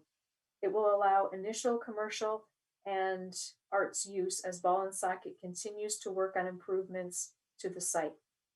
I strongly urge the Planning and Zoning Commission to approve the Ball and Socket Arts Phase 1 plan. This is the next step in making the goals a reality and enhancing the community in the process. And that's signed Paul Thornton. Next is an email from Regina Thornton, dated February 8th, 2021. Dear Planning and Zoning Commission members, I'm writing this letter to express my support for the current application of Ball and Socket Arts Phase 1 development. I've been a volunteer at Ball and Socket Arts for several years, and I'm now a board member. I strongly believe in the organization and its goals of bringing together the arts and commercial aspects as originally intended and approved by the commission to create a true treasure for our town, region, state, and our citizens. Ball and Socket Arts is a unique and special site deserving of rehabilitation and restoration so that it can be brought back to life as a community asset. Not only will it serve as a town hub for the arts, providing educational and performance opportunities, it will be an anchor of the revitalized West Main Street. As you know, in addition to space devoted to the various facets of the arts, Ball and Socket Arts will bring commercial business to the site. There is great interest by many parties in making this happen.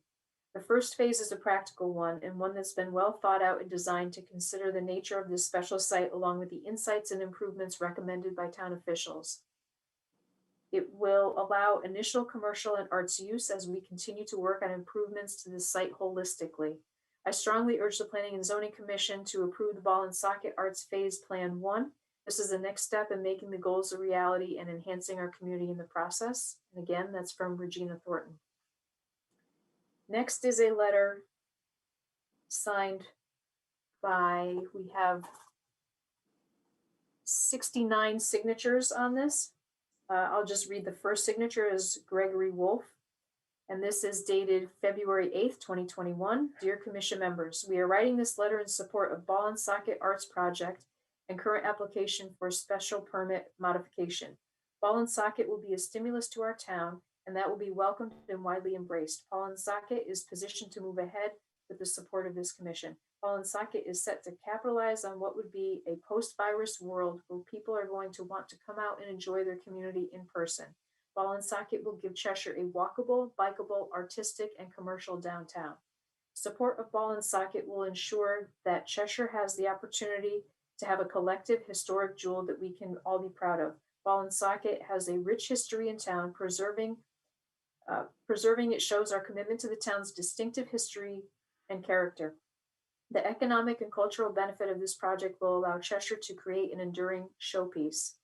The support of the commission and the town leadership will be valued by the volunteers and donors in Cheshire and beyond who have driven this project to present. The undersigned and I ask you to approve the modification of the special permit for Ball and Socket Arts so the project can maintain the momentum we have all worked so hard to achieve. And again, that's from Gregory Wolf, signed by 68 other individuals, and this is listed on the town website for anyone that is interested in seeing the names of the undersigned. And that is it for comments. Okay, thank you. Commission members, anything else before I close public hearing? Okay, since none, we're gonna close this public hearing. Thank you. Moving on, number 4, 5, and 6. I have recused myself, so Mr. Strollo is gonna jump in and take over the meeting. Mr. Strollo, Hello. I will be recusing myself from these next 3 items. Okay, thank you.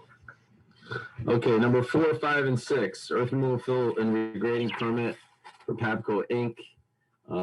Special permit application and re-subdivision application. Take the call, please. Yes, the continuation of the public hearing for the earth removal, filling, and regrading permit application of Pabco Inc., care of Anthony J. Fazone Esquire, Fazone Ryan and Merchuti, LLC, 2 Town Center, Cheshire, Connecticut, 06410. Waiver request of section 25.3.2, subsections 3, 9, and 11 under section 25.5. Property located on Marion Road, Cheshire, Connecticut, 06410.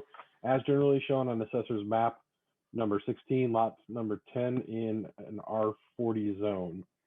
Number 5, the continuation of the public hearing for the special permit application of Pabco Inc., care of Anthony J. Fazzone Esquire, Fazzone Ryan and Bertrucci LLC, 2 Town Center, Cheshire, Connecticut 06410, for grading related to re-subdivision.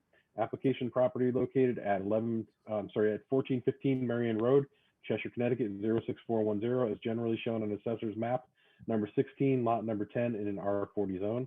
Lastly, the continuation of the public hearing for the re-subdivision application of Pabco Inc., care of Anthony J. Fazzone Esquire, Fazzone Ryan and Bertrucci LLC, 2 Town Center, Cheshire, Connecticut 06410, for a 13-lot re-subdivision.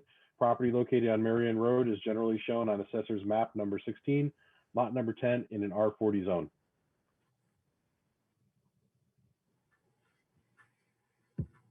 Thank you. And who will be representing the applicant?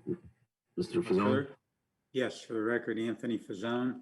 I'm going to turn this right over to Darren Overton to go through the engineering comments. In the interim, since the last public hearing, we did receive wetlands approval. Mr. Overton? Yes, Chairman Strollo. Darren Overton, for the record, from SLR Consulting, offices at 99 Realty Drive in Cheshire. So when we were here presenting at the last meeting, we went over the overall design of the subdivision. And at the time, we had a review letter from engineering in the fire department that had come in, and we had talked about addressing those comments in the meantime between the 2 meetings. So since then, we've made revisions to the plans. We've addressed the engineering comments and submitted revised plans along with a comment response letter addressing each of the comments that was in the letter. We've also had conversations with the deputy fire marshal and have addressed the fire department comments. We submitted a letter of responses as well as the plan revisions that were presented. Lastly, we did receive a water main design from the Regional Water Authority, and that has been updated on the profile plans in the site plan set, and that establishes 3 hydrant locations, which in our conversations with the deputy fire marshal are approved locations. So that's the progress we've made since the last meeting. We have submitted those revised plans for the record. And since then, on Friday, we did receive a follow-up letter from the engineering department. It has 3 remaining comments on it. The first 2 are relatively minor issues related to handicap ramps. There's concerns about the grading, and we have solutions for those, which we can address relatively simply with the engineering staff. And then item 3 is in relation to a storm manhole that exists out on Marion Road. It looks like that manhole is structurally deficient, yet as part of our design, we aren't tying into it. We aren't connecting storm drainage that flows through it.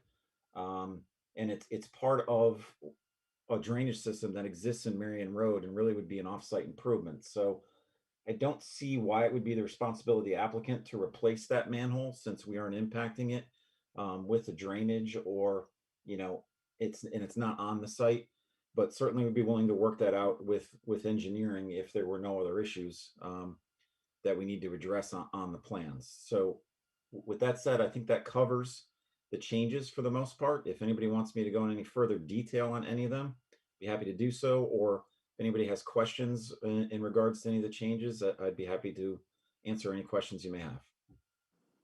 Questions from commission members? I can't see everybody, so just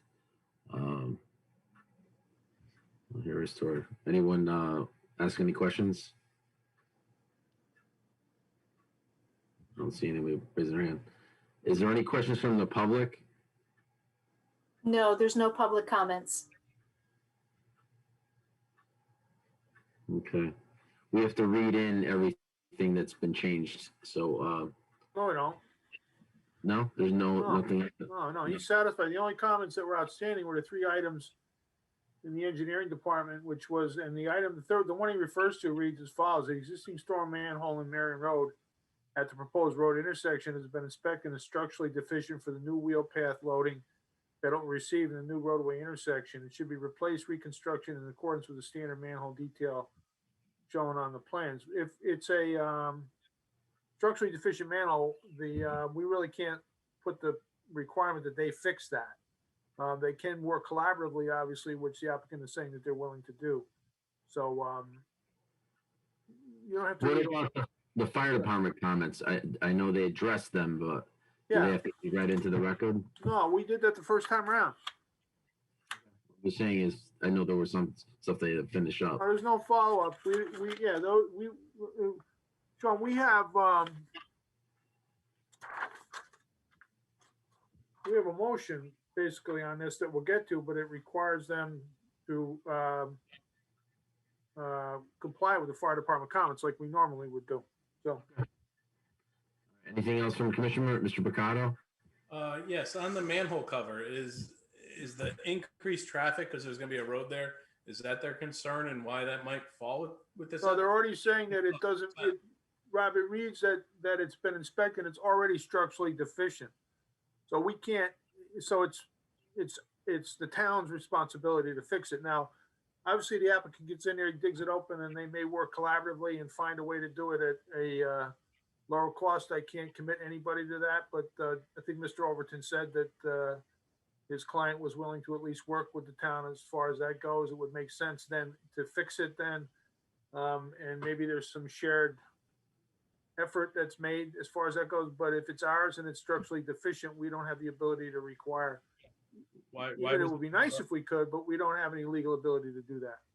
No, I understand that. I'm just wondering why it was brought up.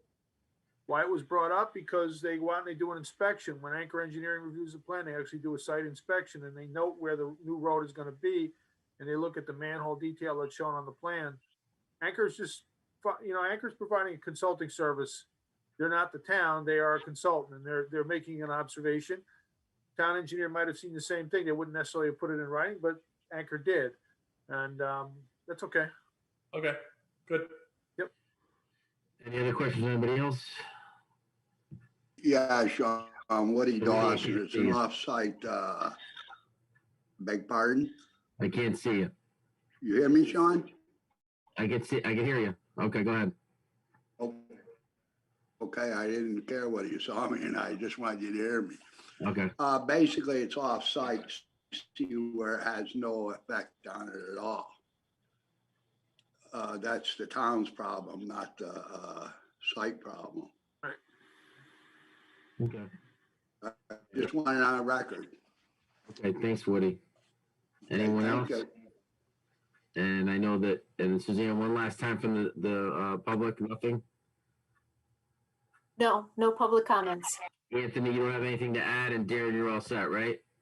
We are all set. We covered it the prior public hearing. Okay, so we can close this public hearing.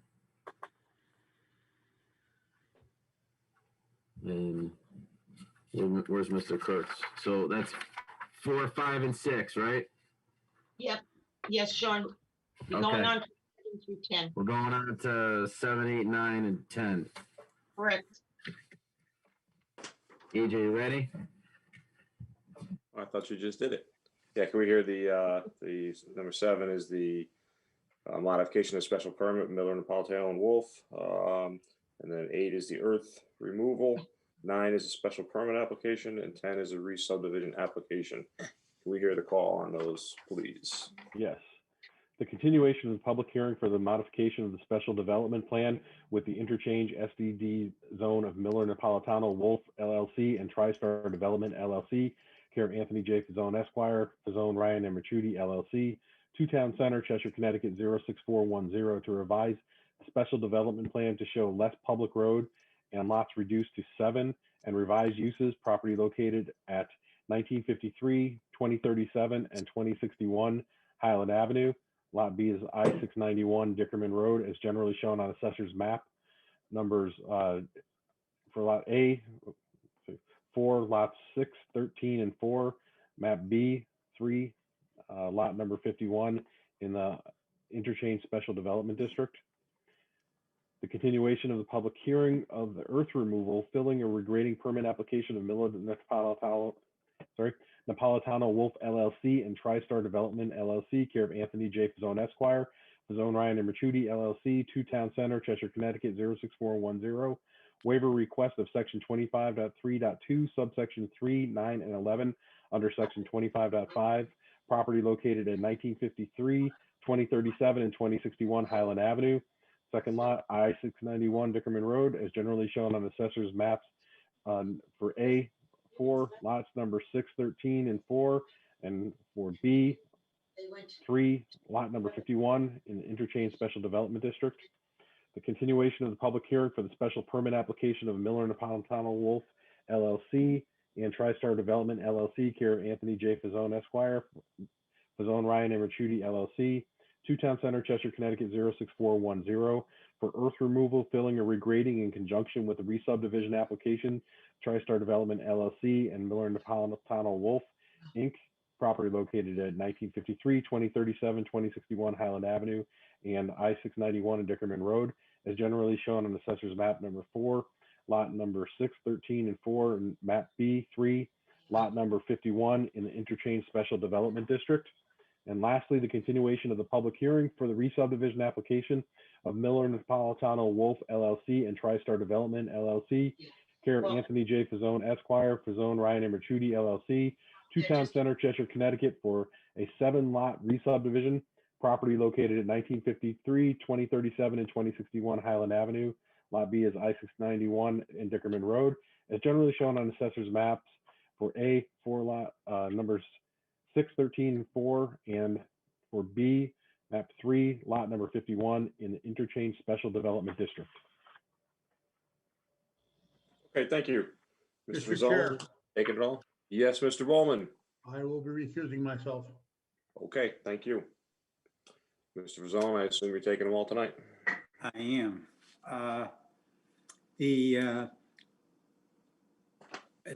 This was subject of a prior public hearing. The hearing was left open primarily because we had not yet received wetlands approval. We did receive wetlands approval on February 2nd.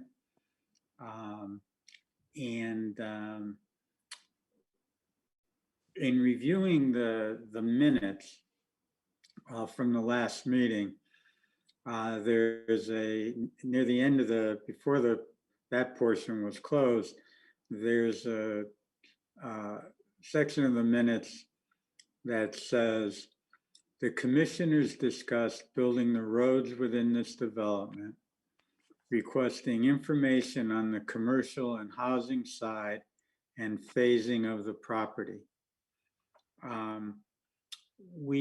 There is a special development plan, Bill. I'm If you getting could there. put- Hold on. Yeah. Hold on. Hold on.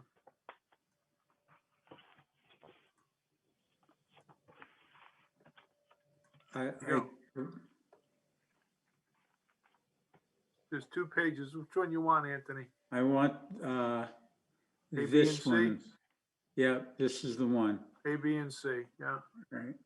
So the subdivision is basically pretty much the same as was previously approved. The difference being, the commission may recall that from the north end of the property, the south end of the property opposite the exit from 691, there was a road that went into the property there and then exited the property out on Highland Avenue on the north end of the property. This re-subdivision basically still contains the road off of the exit from I-691, and then just has internal roadways, more driveways and everything, serving what is the commercial end or part of the property, which is labeled Area A. In the discussion at the end, we brought up the fact that the listing of the areas was not necessarily a sequential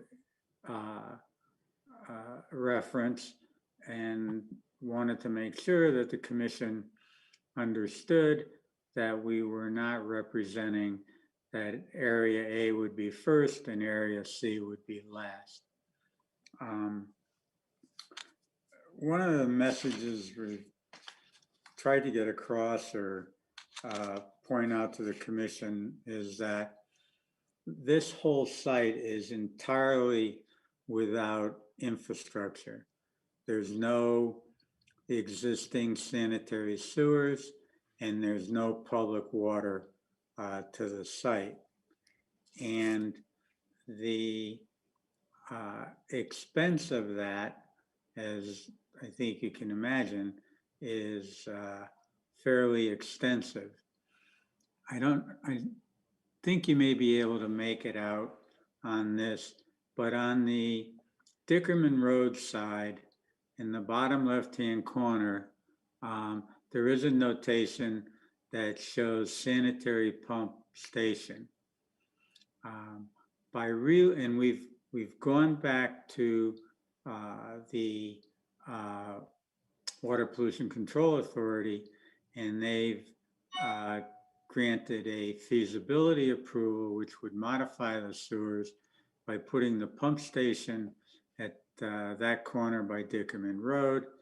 And that makes it so that the rest of the development on this site and the parcel of land or the land on the eastern side of Highland Avenue, which is not a part of this application, could in the future be sewered through that system and be done by gravity.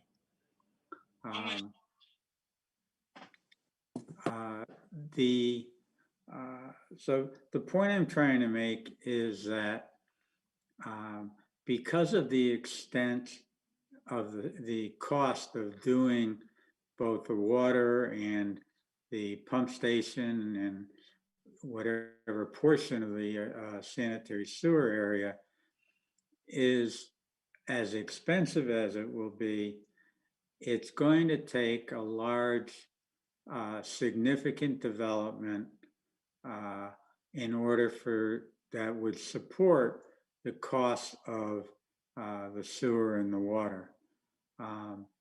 So that what is most likely is that on the first part of the development would be in area C, would be the residential in area C.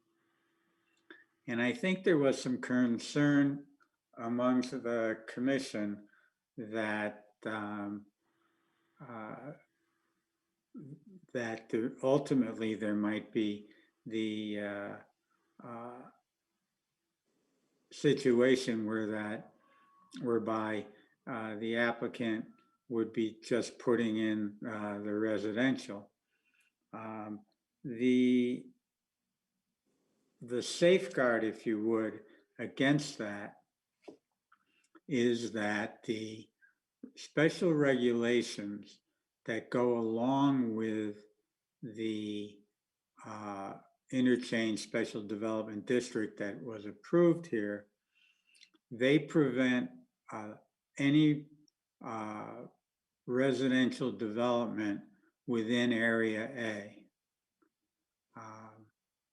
And it's hoped that with some residential growth there, that the commercial area of restaurants and retail, and maybe I think the ledger says it could be a fairly large supermarket, that activity there would attract that. And that goes to the other uses that are shown in Area B, which shows potentially a hotel, gas station with convenience store, and maybe an assisted living facility or an apartment complex. But I think the bottom line here is that by regulation, the Area A is restricted to commercial and retail use. There, a lot of this is speculative and,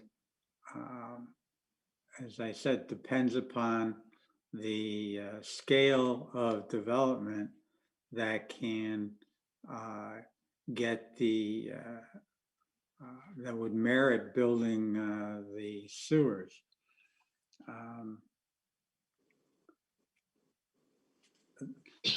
Any of the development along Highland Avenue is going to require roadway and traffic signal improvements, all as approved by the state. And again, the costs of that are fairly extensive and would have to warrant the construction, most likely, of the entire road and driveway areas of both Area B and Area A. I think that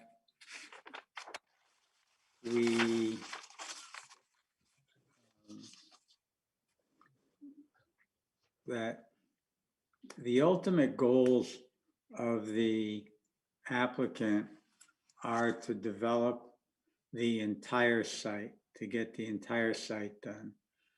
It's broken down into areas primarily based upon interests that they've had in the property. I think it's fair to say that the goals and of the applicant are fully aligned with the goals of the town to get something built here, to get something built as promptly as possible, and to get the property as an improved property on the grand list as soon as possible. I don't know if that's answering the concerns that were somewhat voiced at the end of the last public hearing, but it's hard to put into words, but the fact remains that until there's a solid commitment and signed agreements, the applicants are pursuing all aspects of the uses that are shown in all three areas. With respect to the subdivision itself, I think that's been pretty much covered. I don't know, again, as we left that aspect of it in the last public hearing, it was simply to wait for wetlands approval. And I think that's basically it. I can try to ask questions, answer questions. Okay, thank you. Yes, Mr. Mercado. Area C, is that going to be itself phased, or would that be all built? You look at it, it looks like there's different types of housing in there. Is that going to be phased in? And does that, each of those phases would need any kind of special permit? Any project within this area, within the ICSDD, requires that we come back to the commission and the applications are treated as special permits. But But- would that be 1, 2, 3 special permits? Is it one large? No. It depends on the market. They could have 3 developers, they could have 4. What they're showing you here is a concept plan. Right. And they're showing you at a, you know, a pretty high level of use, which is fine. None of this is solid yet. Everything is, you know, in discussions with potential end users who may be interested in portions or all of that site. We've had no discussions with anybody. I will tell you specifically who wants to build back there. So it could be multiple special permits depending on how many end users come forward and in what phases and what stages they want to come forward. This plan, if you approve this plan as shown, it gives nobody the right to build anything. Right. And again, you know, based on our interactions with the applicant, this is a moving target. Everything on here is a moving target. There's, you know, some end users are more interested than others in doing portions of what you see here, but no one has met with us specifically about what the real development issues would be, the development of stormwater management plans, utility installation, none of that stuff. No pre-development, no pre-application meetings have been had with anybody here. So what you're looking at here really is a concept, all subject to further detailed review depending on the pace that they're able to get people to commit to doing anything on the site. So. And each of those areas can be subdivided again? Could be. They're developing the subdivision plan, which I'll pull up. Hold on. The subdivision plan is to create, you know, building sites, building lots based on interest from. Here we go. Yeah, I was trying to look for my copy. I couldn't Yeah, find there you go. I mean, they're trying to develop buildings, you know, create based on what their discussions with people in the marketplace on who may be interested in, you know, X number of acres for certain end uses. That's what the subdivision plan is based on, but it could be subject to consolidation of lots, could be subject to creation of additional lots. You know, they're trying to, which is very difficult to do, they're trying to respond to the market and to the interests that are being expressed to come into town by various end users. So that's really what this subdivision is based on. It's supposed to represent as nearly as possible what the interest of end users who've had discussions with the applicant. But it's by no means, if you were to approve it tonight and you record the plan tomorrow, it could be subject to further review. As I said, there could be consolidation of lots, could be potential creation for additional lots, depending on the market. So is there any rules regulating that if they wanted to carve out one little lot at a time, you know, like when a prospective developer comes in, yeah, they do it, or does it have to be done at once? no. And is there any like set quantities of subdivisions? No. The only thing that means that every time they come back, it's a re-subdivision, they have to come back to the commission. They would not have to come back to the commission to combine lots. They only have to come back to the commission for the creation of lots. And there's no rules on, you know, no more than 3 at a time, 2 at a time. There's nothing that limits them in their ability to request further re-subdivision of the property. If I may, the whole thing is market driven.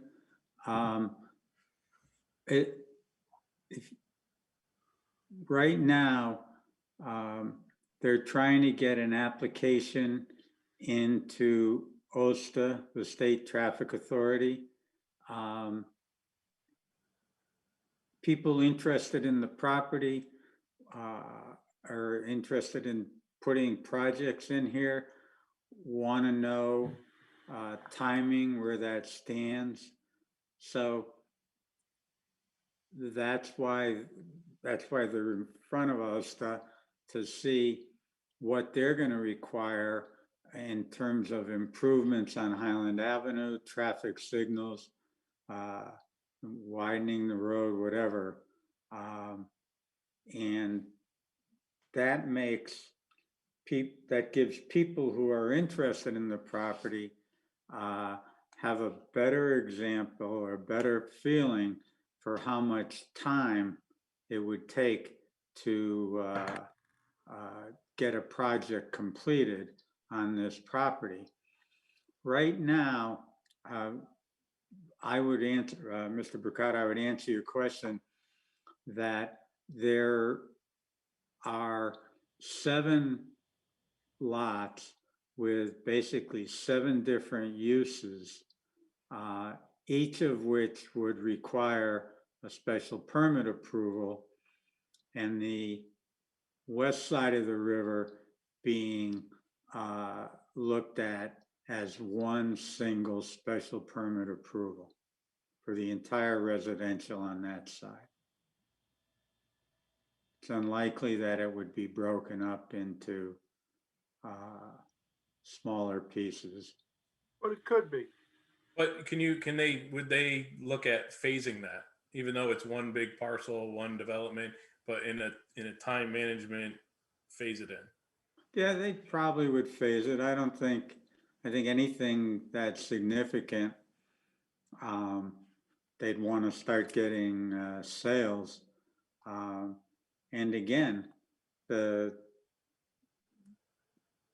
whether it's the applicants here or most likely other developer, all of that sewer, or most of the sewer on that side of the river would have to be built, including the pump station. You can't get one CO without the pump station. All right. Thank you. You're welcome. Any other commission members with questions? Okay, looks like we have none. Mr. Pizzone, anything further from you? I don't have anything further unless Darren has something that he thinks should be brought up. Darren? No, I have nothing to add at this time. Okay. Do we have any public comment on this application? No public comments. All right, great. So I will be closing this public hearing and will entertain a motion to adjourn. So moved. Hearing moved by Mr. Kaderis, seconded by Me, second. Mr. Strollo. All those in favor of the motion signify by saying aye. Aye. Aye. We'll move right on to, I'd like to call to order the Planning and Zoning Commission special meeting for Monday, February 8th, 2021. Mr. Chairman, Yes, Mr. Bowman. please note that I You're have back. come back. We noted. Okay, can I get a motion to accept the minutes from our special meeting, public hearing and regular meeting from January 25th, 2021? Motion So to approve moved. both. Moved by Mr. Sally, seconded by Mr. Kaderis. I have a question, I have a comment. Yep. ahead. Can I make a change in the minutes? Of course, if you have a issue, yeah. Rite Aid parking and exiting, it says Miss Downs, it's backwards of how I said it, taking a left into, and then 3 paragraphs down, it says difficulty pulling in. Instead of out, both of them are in. Okay. Marilyn, can you see that, or did you get the note on that? Well, could she just repeat it again, please, because it's confusing? Taking a left turn into, and then what page are we on, number 1? At the top of the page, it says planning and zoning, page 5. Okay, so we're on page 5, okay. And then it's underlined, it says Rite Aid parking and exiting. Right. And then second sentence, taking a left out, it should be in. Oh, And it should be taking a left in. Right. And then 3-4 paragraphs down, it says she also talked about the chain link fence as being narrow, difficulty pulling in. Again, it's in rather than out, that's all. Minor detail, but Okay, thank you. you're welcome. Okay, Marilyn, while you're there, I also had an issue under PABCO. I recused myself, and it's got me staying in. It said Chairman Kurtz continued the public hearing. It was actually Mr. Strollo. Okay, thank you. Any other issues? Okay, sensing none. All those in favor of the motion signify by saying aye. Aye. Aye. Aye. Anyone opposed? Anyone abstaining? And motion carries unanimously. Any communications come before us tonight? No, Mr. Chairman. Okay. Can we hear the motion for earth removal, filling, regrading for nozzle Yes, sir. property? Earth removal, filling or regrading permit 944 South Main Street for waiver of section 9 under section 25.5. The Cheshire Planning and Zoning Commission finds the proposed waiver of subsection 9 under section 25.5 of the Cheshire zoning regulations is shown on plans entitled Proposed Starbucks Restaurant 944 South Main Street, Cheshire, Connecticut, revised through January 25th, 2021. Will not involve or create a substantial risk of damage to any budding property and hereby approves this waiver request.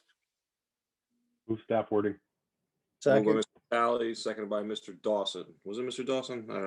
I'm sorry. Cardaris? Caderas, Mr. Caderas, sorry. Okay, discussion on this motion. All right, we have all our regular members here tonight, so everybody will be voting on this application. All those in favor of the motion signify by saying aye. Aye. Aye. Anyone opposed? Anyone abstaining? Okay, motion carries unanimously. Can we hear the special permit application, Special please? permit application for proposed coffee shop with drive-through. The Cheshire Planning and Zoning Commission finds the proposed plans to construct a coffee shop and a modification of the northerly side yard setback permitted under section 32, Schedule B, item 6 of the Cheshire zoning regulations as shown on plans entitled Post Starbucks Restaurant 944 South Main Street, Cheshire, Connecticut, revised through February 3rd, 2021, is consistent with the requirements set forth within section 30, Schedule A, item 40, permitted uses in section 40 special permits of the regulations, and hereby approve this application contingent upon compliance with the following. 1, comments from the Regional Water Authority dated December 10th, 2021. 2, comments from the Cheshire Fire Department dated January 26th, 2021. Comments from the Anchor Engineering dated January 22nd, 2021. Move Move staff wording. staff wording. Staff wording. Mr. Natali, seconded by Mr. Caderas. Discussion on this motion. Fuck you. Mr. Chairman, Yes. having there. reviewed the proposal that was challenged, I think the applicant capably defended their proposal tonight. In my view, that building would be a substantial improvement in the area compared to what's there. As for the traffic concerns, Mr. Sullivan provided authoritative and credible testimony. He's testified in front of this board many times. I've always found his testimony to be credible. I feel that it meets our regulations and is consistent with the plan of development. And I consider myself duty bound to vote in favor of this proposal. Okay, thank you. Any other commission members wishing to speak on this application? Chairman, Mr. Kurtz? Mr. Bowman. Yes, the only thing I'd like to speak to is that I had missed the last meeting, but I had brought myself up to date by reviewing the tapes and the minutes. Thank you. Okay, I think I heard Mr. Natali also, Yep. and Mercado. and Bricado after that. Okay. I actually, Mr. Chair, I didn't have any comments. Oh, I'm sorry, Mr. Bricado. So I'd just like to bring up the comments that I'm here for the town and what the town feels, and people have contacted me. And if you see everything that was written or read into record, I think it was 5 people that were against the look of this building. Just to let everybody know, I'll be voting no for it because I do not feel that the look of this building fits into what we want in Cheshire. 50 years to get that area to all look a little better, I think is unreasonable. As you see, we're little by little, we change buildings. We got people like Ricky building buildings that look like that. I think we can move forward with any building that comes into there to have a better fit into this town. I know it's a little sporadic right now, but over time you can get this to have that Cheshire Village in that area there. Thank you. Thank you, Mr. Mercado. Any other commission members wishing to speak on this motion? Okay, I would have to agree with Mr. Kaderis on this one. I actually like the look of the building. I think it'll be if approved, it'll be a nice addition to what was currently in its place. So with that, all those in favor of the motion, please signify by saying aye. Aye. Anyone opposed to the application? Nay. Okay, I believe I just heard one. Any abstaining? Okay, the motion carries 8-1-0. Moving on, can we hear the motion for special permit modification for ball and socket arts? I do, Mr. Chairman. Special permit modification application, Ball and Socket Arts, 493 West Main Street, to activate buildings 2 and 3. The Cheshire Planning and Zoning Commission find the proposed plans to modify the Ball and Socket Arts facility as shown on plans entitled Ball and Socket Arts Adaptive Reuse Phase 1 Buildings 2 and 3, 493 West Main Street, Cheshire, Connecticut, revised to February 5th, 2021, are consistent with the requirements set forth within the Cheshire zoning regulations, and hereby approve this application. This approval is conditioned upon compliance with comments from the Cheshire Fire Department dated February 8th, 2021. Move staff wording. Move, Mr. Dawson. Myself from this. Second. Second by, who was that, Mr. Kaderis? Mr. Bricado. No. I have to recuse myself from this. Oh, I'm sorry. I didn't hear you. Sorry. I'll second. That was Who was my second? Mr. Kaderis? that was me. Yes. Okay, Mr. Kaderis, second. Okay, Mr. thank Mercado. Mr. Mercado is not going to vote on this, and we are going to bring Ms. Downs in to vote in Mr. Mercado's place. Are you okay to vote, Ms. Downs? Yep. Okay, great. Any discussion on this motion? I think it's self-explanatory myself. Yeah, it's kind of exciting. Hopefully they get something done in the area, and Which nice project, and let's hope it all works out for them. All those in favor of the wish motion? them a lot of luck. Yeah, signify by saying aye, please. Okay. Aye. Anyone opposed? Aye. Woody, were you opposed, or were you just saying aye in favor? No, I'm in favor. Okay, Sometimes you miss me, so I gotta speak up. gotcha, I hear you. Anyone When I make motions, sometimes you give them to somebody else when I made the motion, so I want to speak up. All right, thanks, So Woody. you can know it's me. Okay, You're welcome. so the motion is approved unanimously. Thank you. 4, 5, and 6, Sean's got to take over and do it for me. Okay. Motions 4, 5, and 6, gonna be earth removal, special Yeah. permit application, and 3 subdivision. Matt Bowman as well, right? Matt, are you recusing? Yeah, Earth removal, filling, and regrading permit, 1415 Marion Road, for waiver of subsections 3, 9, and 11 under section 25.5. The Cheshire Plain Zoning Commission find the proposed waiver of subsection 3, 9, and 11 under section 25.5 of the Cheshire zoning regulations as shown on plans entitled McKinley Estates Residential Subdivision, 1415 Marion Road, Cheshire, Connecticut, revised through January 25th, 2021, will not involve or create a substantial risk of damage to any abutting property, and hereby approves this waiver request. That's it. just some housekeeping. Mr. Anderson and Mr. Silmont, would you be able to vote on this? Are you guys okay? Okay. Okay. Move staff's wording. Second.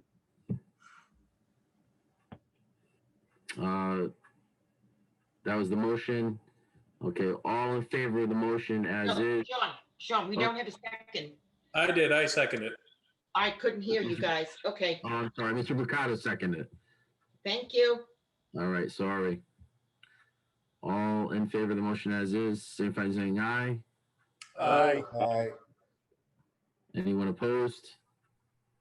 Okay, unanimous on the vote on that one. Next.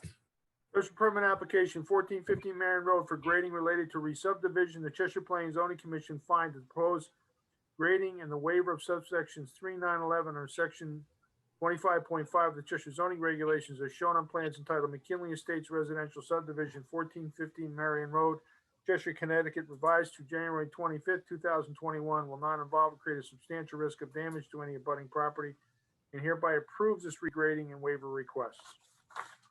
So moved. Moved by Mr. Mercado, Second. second by Mr. Caderas. Discussion? Okay. No discussion? Okay, all in favor of the motion as is, signify by saying aye. Aye. Okay, anyone opposed? No? Unanimous, Mrs. Milton. Okay, Okay, and I'm number assuming that 6. Mr. Anderson, Sean, Mr. Yes. Anderson and Mr. Selmont are still the alternates, correct? Yes, yes, they Thank are. you. Still the alternates. Okay. Okay, Proposed re-subdivision 1415 Marion Road. The Cheshire Planning and Zoning Commission find that the proposed plans create 13 residential building lots as shown on plans entitled McKinley Estates Residential Subdivision 1415 Marion Road, Cheshire, Connecticut, revised through January 25th, 2021, are consistent with the requirements set forth in the Cheshire Subdivision Regulations, Cheshire Zoning Regulations, and hereby approve this application conditioned upon the following. 1, comments from the Cheshire Fire Department dated January 20, 2020. 1 and items 1 and 2 from Anchor Engineering dated February 5th, 2021. Staff wording. Second. Mr. Dawson and second by Mr. Mercado. Any discussion? No discussion? Okay, all those in favor of the motion as is, signify by saying aye. Aye. Aye. Okay, anybody opposed? No? Mrs. Milton, another one unanimous. thank you. Thank you.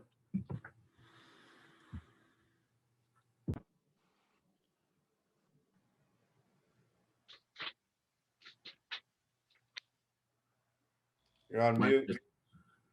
Mute. TJ? That's twice I slipped up tonight. All right, moving on, number 7, modification special permit.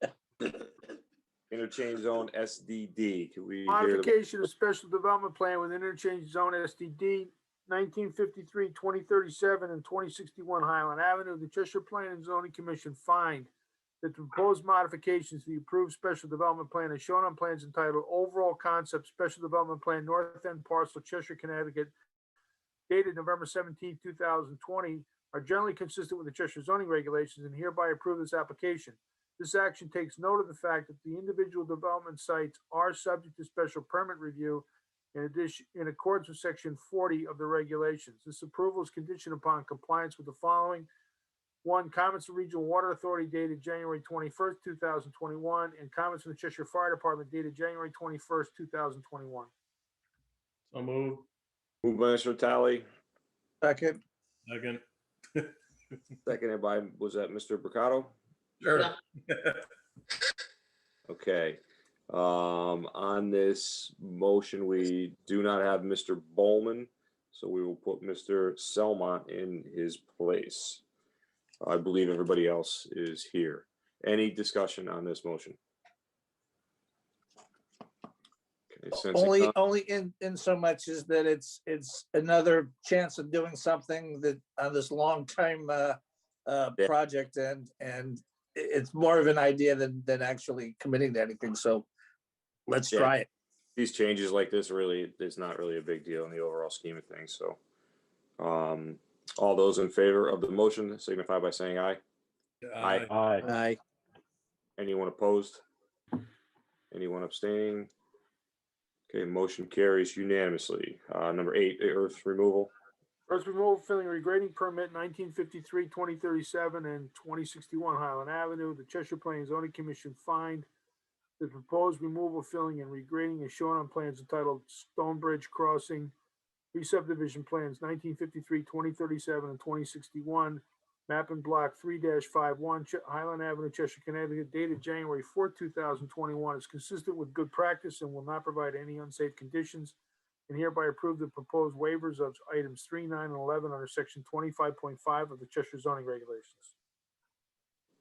So moved. Move steps, Meriden. Moved Second. by Mr. Kaderis, seconded by Mr. Mercado. Discussion on this motion. And Marilyn, I will have Mr. Selma vote on all of these going down the line. Thank you. Okay, all those in favor of the motion signify by saying aye. Aye. Aye. Aye. Anyone opposed? Anyone abstaining? Motion carries unanimously. Thank you. Moving on, special permit application, Miller Napolitano Wolf. Special permit application for earth removal in conjunction with the proposed application for re-subdivision of the property 1953, 2037, and 2061 Highland Avenue. The Cheshire Planning and Zoning Commission finds the proposed removal, filling, and regrading are shown on plans entitled Stonebridge Crossing re-subdivision plans 1953, 2037, and 2061 map and block 3-51 Highland Avenue, Cheshire, Connecticut, dated January 1st, 2021. Is consistent with good practice, will not provide any unsafe conditions, and hereby approve the proposed waivers of items 3911 under section 25.5 of the Cheshire zoning regulation. Thank you. Move motion. Moved by Mr. Mercado, Second. second by Mr. Kaderis. Any discussion on this motion? Okay, all those in favor of the motion signify by saying aye. Aye. Aye. Aye. Anyone opposed? Anyone abstaining? Great, motion carries unanimously. And number 10, the re-subdivision application. Re-subdivision application 1953, 2037, and 2061 Highland Avenue. The Cheshire Planning and Zoning Commission find that the proposed re-subdivision for the creation of 7 lots at 1953, 2037, and 2061 and I-691 and Dickerman Road, as shown on plans entitled Stonebridge Crossing re-subdivision plans 1953, 2037, and 2061 map and block 3-51 Highland Avenue, Cheshire, Connecticut, is consistent with the requirements of the Cheshire subdivision regulations and the Cheshire zoning regulations, and hereby approve this application conditioned upon compliance with the following. 1, comments from Regional Water Authority dated January 21st, 2021. Comments from the Cheshire Fire Department dated January 21st, 2021. Thank you. Moved by Mr. Mercado, Second. second by Mr. Kaderis. Any discussion on this motion? Okay, all those in favor signify by saying aye. Aye. Aye. Aye. Anyone opposed? Anyone abstaining? Okay, motion carries unanimously. Anything else to come before the commission tonight? Chairman, we have no other business. Okay, Okay, guys, nice long night. Motion, Good night, motion to Marilyn. adjourn. Hey, if anybody's interested, the Yukon Women beat number 2 South Carolina 63-59. nice. Good for them. We have motion All right, to adjourn. I got a Yeah. motion So moved. moved by Mr. Kaderis, seconded by everybody. All those in favor signify by saying aye. Aye. Aye. Everybody. Night all. Good night. Good night.